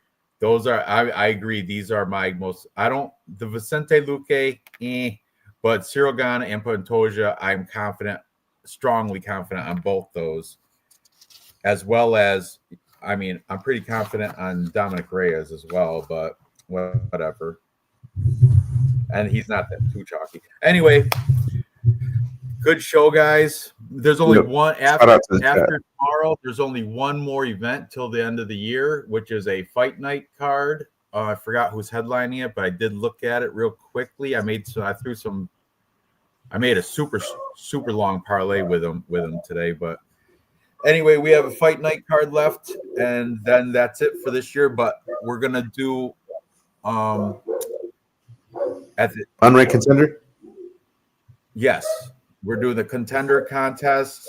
Still, we have to do that, and yeah. So next week we'll cover the last fight night card, and good luck tomorrow on your last pay-per-view, guys. Is tomorrow. When does this start? Regular time? It's in Vegas, so I imagine. Yeah, regular time, 6 p.m. for me. That's 3 p.m. for you. Anthony Smith Lives Matters too, Ranj. Yeah, but I can't. Who am I going to parlay him with? Old people. I can do an old people parlay, right? I could. You got to do Weidman. I can do Weidman, Smith. Landwehr. I mean, there's a bunch of oldies on this card. Nah, there is too much work. You can do Griffin again because he's 39. Yeah, and you can do Clay Guida. Would you do Clay Guida though? That's just reckless. That's just. That's where you have to draw the line somewhere. All right, you know what? I'll do an old person probably real quick, right now. Real quick. I wanted Just to for shout shits out and to the giggles. chat. Just a wanted- quick $10 one. Okay, I didn't see Gerald Lynch. Chiesa, but- he's old. Cody Durden, he's pretty old, right? Is Cody 34. Durden old? Is he? He's only I don't know. 34. I mean, depends what you Okay, see Chris as Weidman's old. old. Chris Weidman's old. He's 33. Cody How old is he? Durden is 33. All right, I took him out anyway. So I got Chiesa, he's old. Weidman, he's old. Anthony Smith, he's old. Yep. Nate Randy Landwehr. Brown's 34, but he's 36. He's old Nate for Landwehr the division. Yes. That's old for the All division. right, he's old. How old is Alexander Volkov? 36. It's not old for As the well. division though. All right, I got 4 can anyway. I stop got Chiesa, Weidman, Anthony Smith, and Nate Landwehr for my old time senior. We'll call them senior citizen. No, what are we gonna call them? Old timey bet, old timers.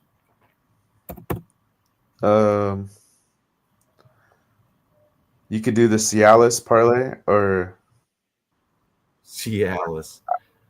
I would say the AARP, or the senior discount parlay. Oh, that's a good one. AARP parlay. That's a good one. That's what we're gonna call it.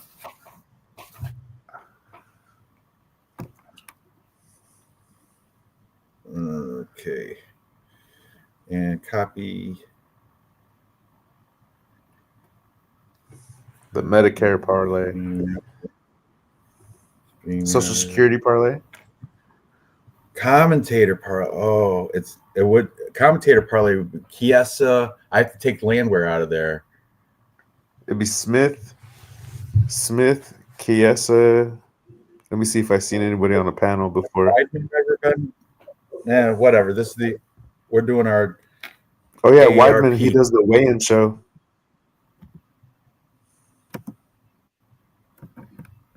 Hey, these guys come up with good ideas. That's a good ass idea. Like, how do you even think of that? I know that It is would be a good one. Chiesa, Weidman, and Smith. I think that's all underdogs. Well, I got pretty Oh, no. much a very similar one right here with the AARP parlay. And there's that AARP parlay. Chiesa, Weidman, Smith, Landwehr. Look at plus 2269. Jesus. All right, guys. I have the bubble guts. I got to go take a deuce. So good luck tomorrow, and yeah, we'll see you next Friday. Hopefully, Dave will be able to join us next Friday for a full show, and Crystal will also be back too. So, all right, Lou, thanks for hanging out and doing the show with me. Chat, I'll see you all next week, and good luck tomorrow. Thanks. Later. Thanks, guys. Take it. Good night.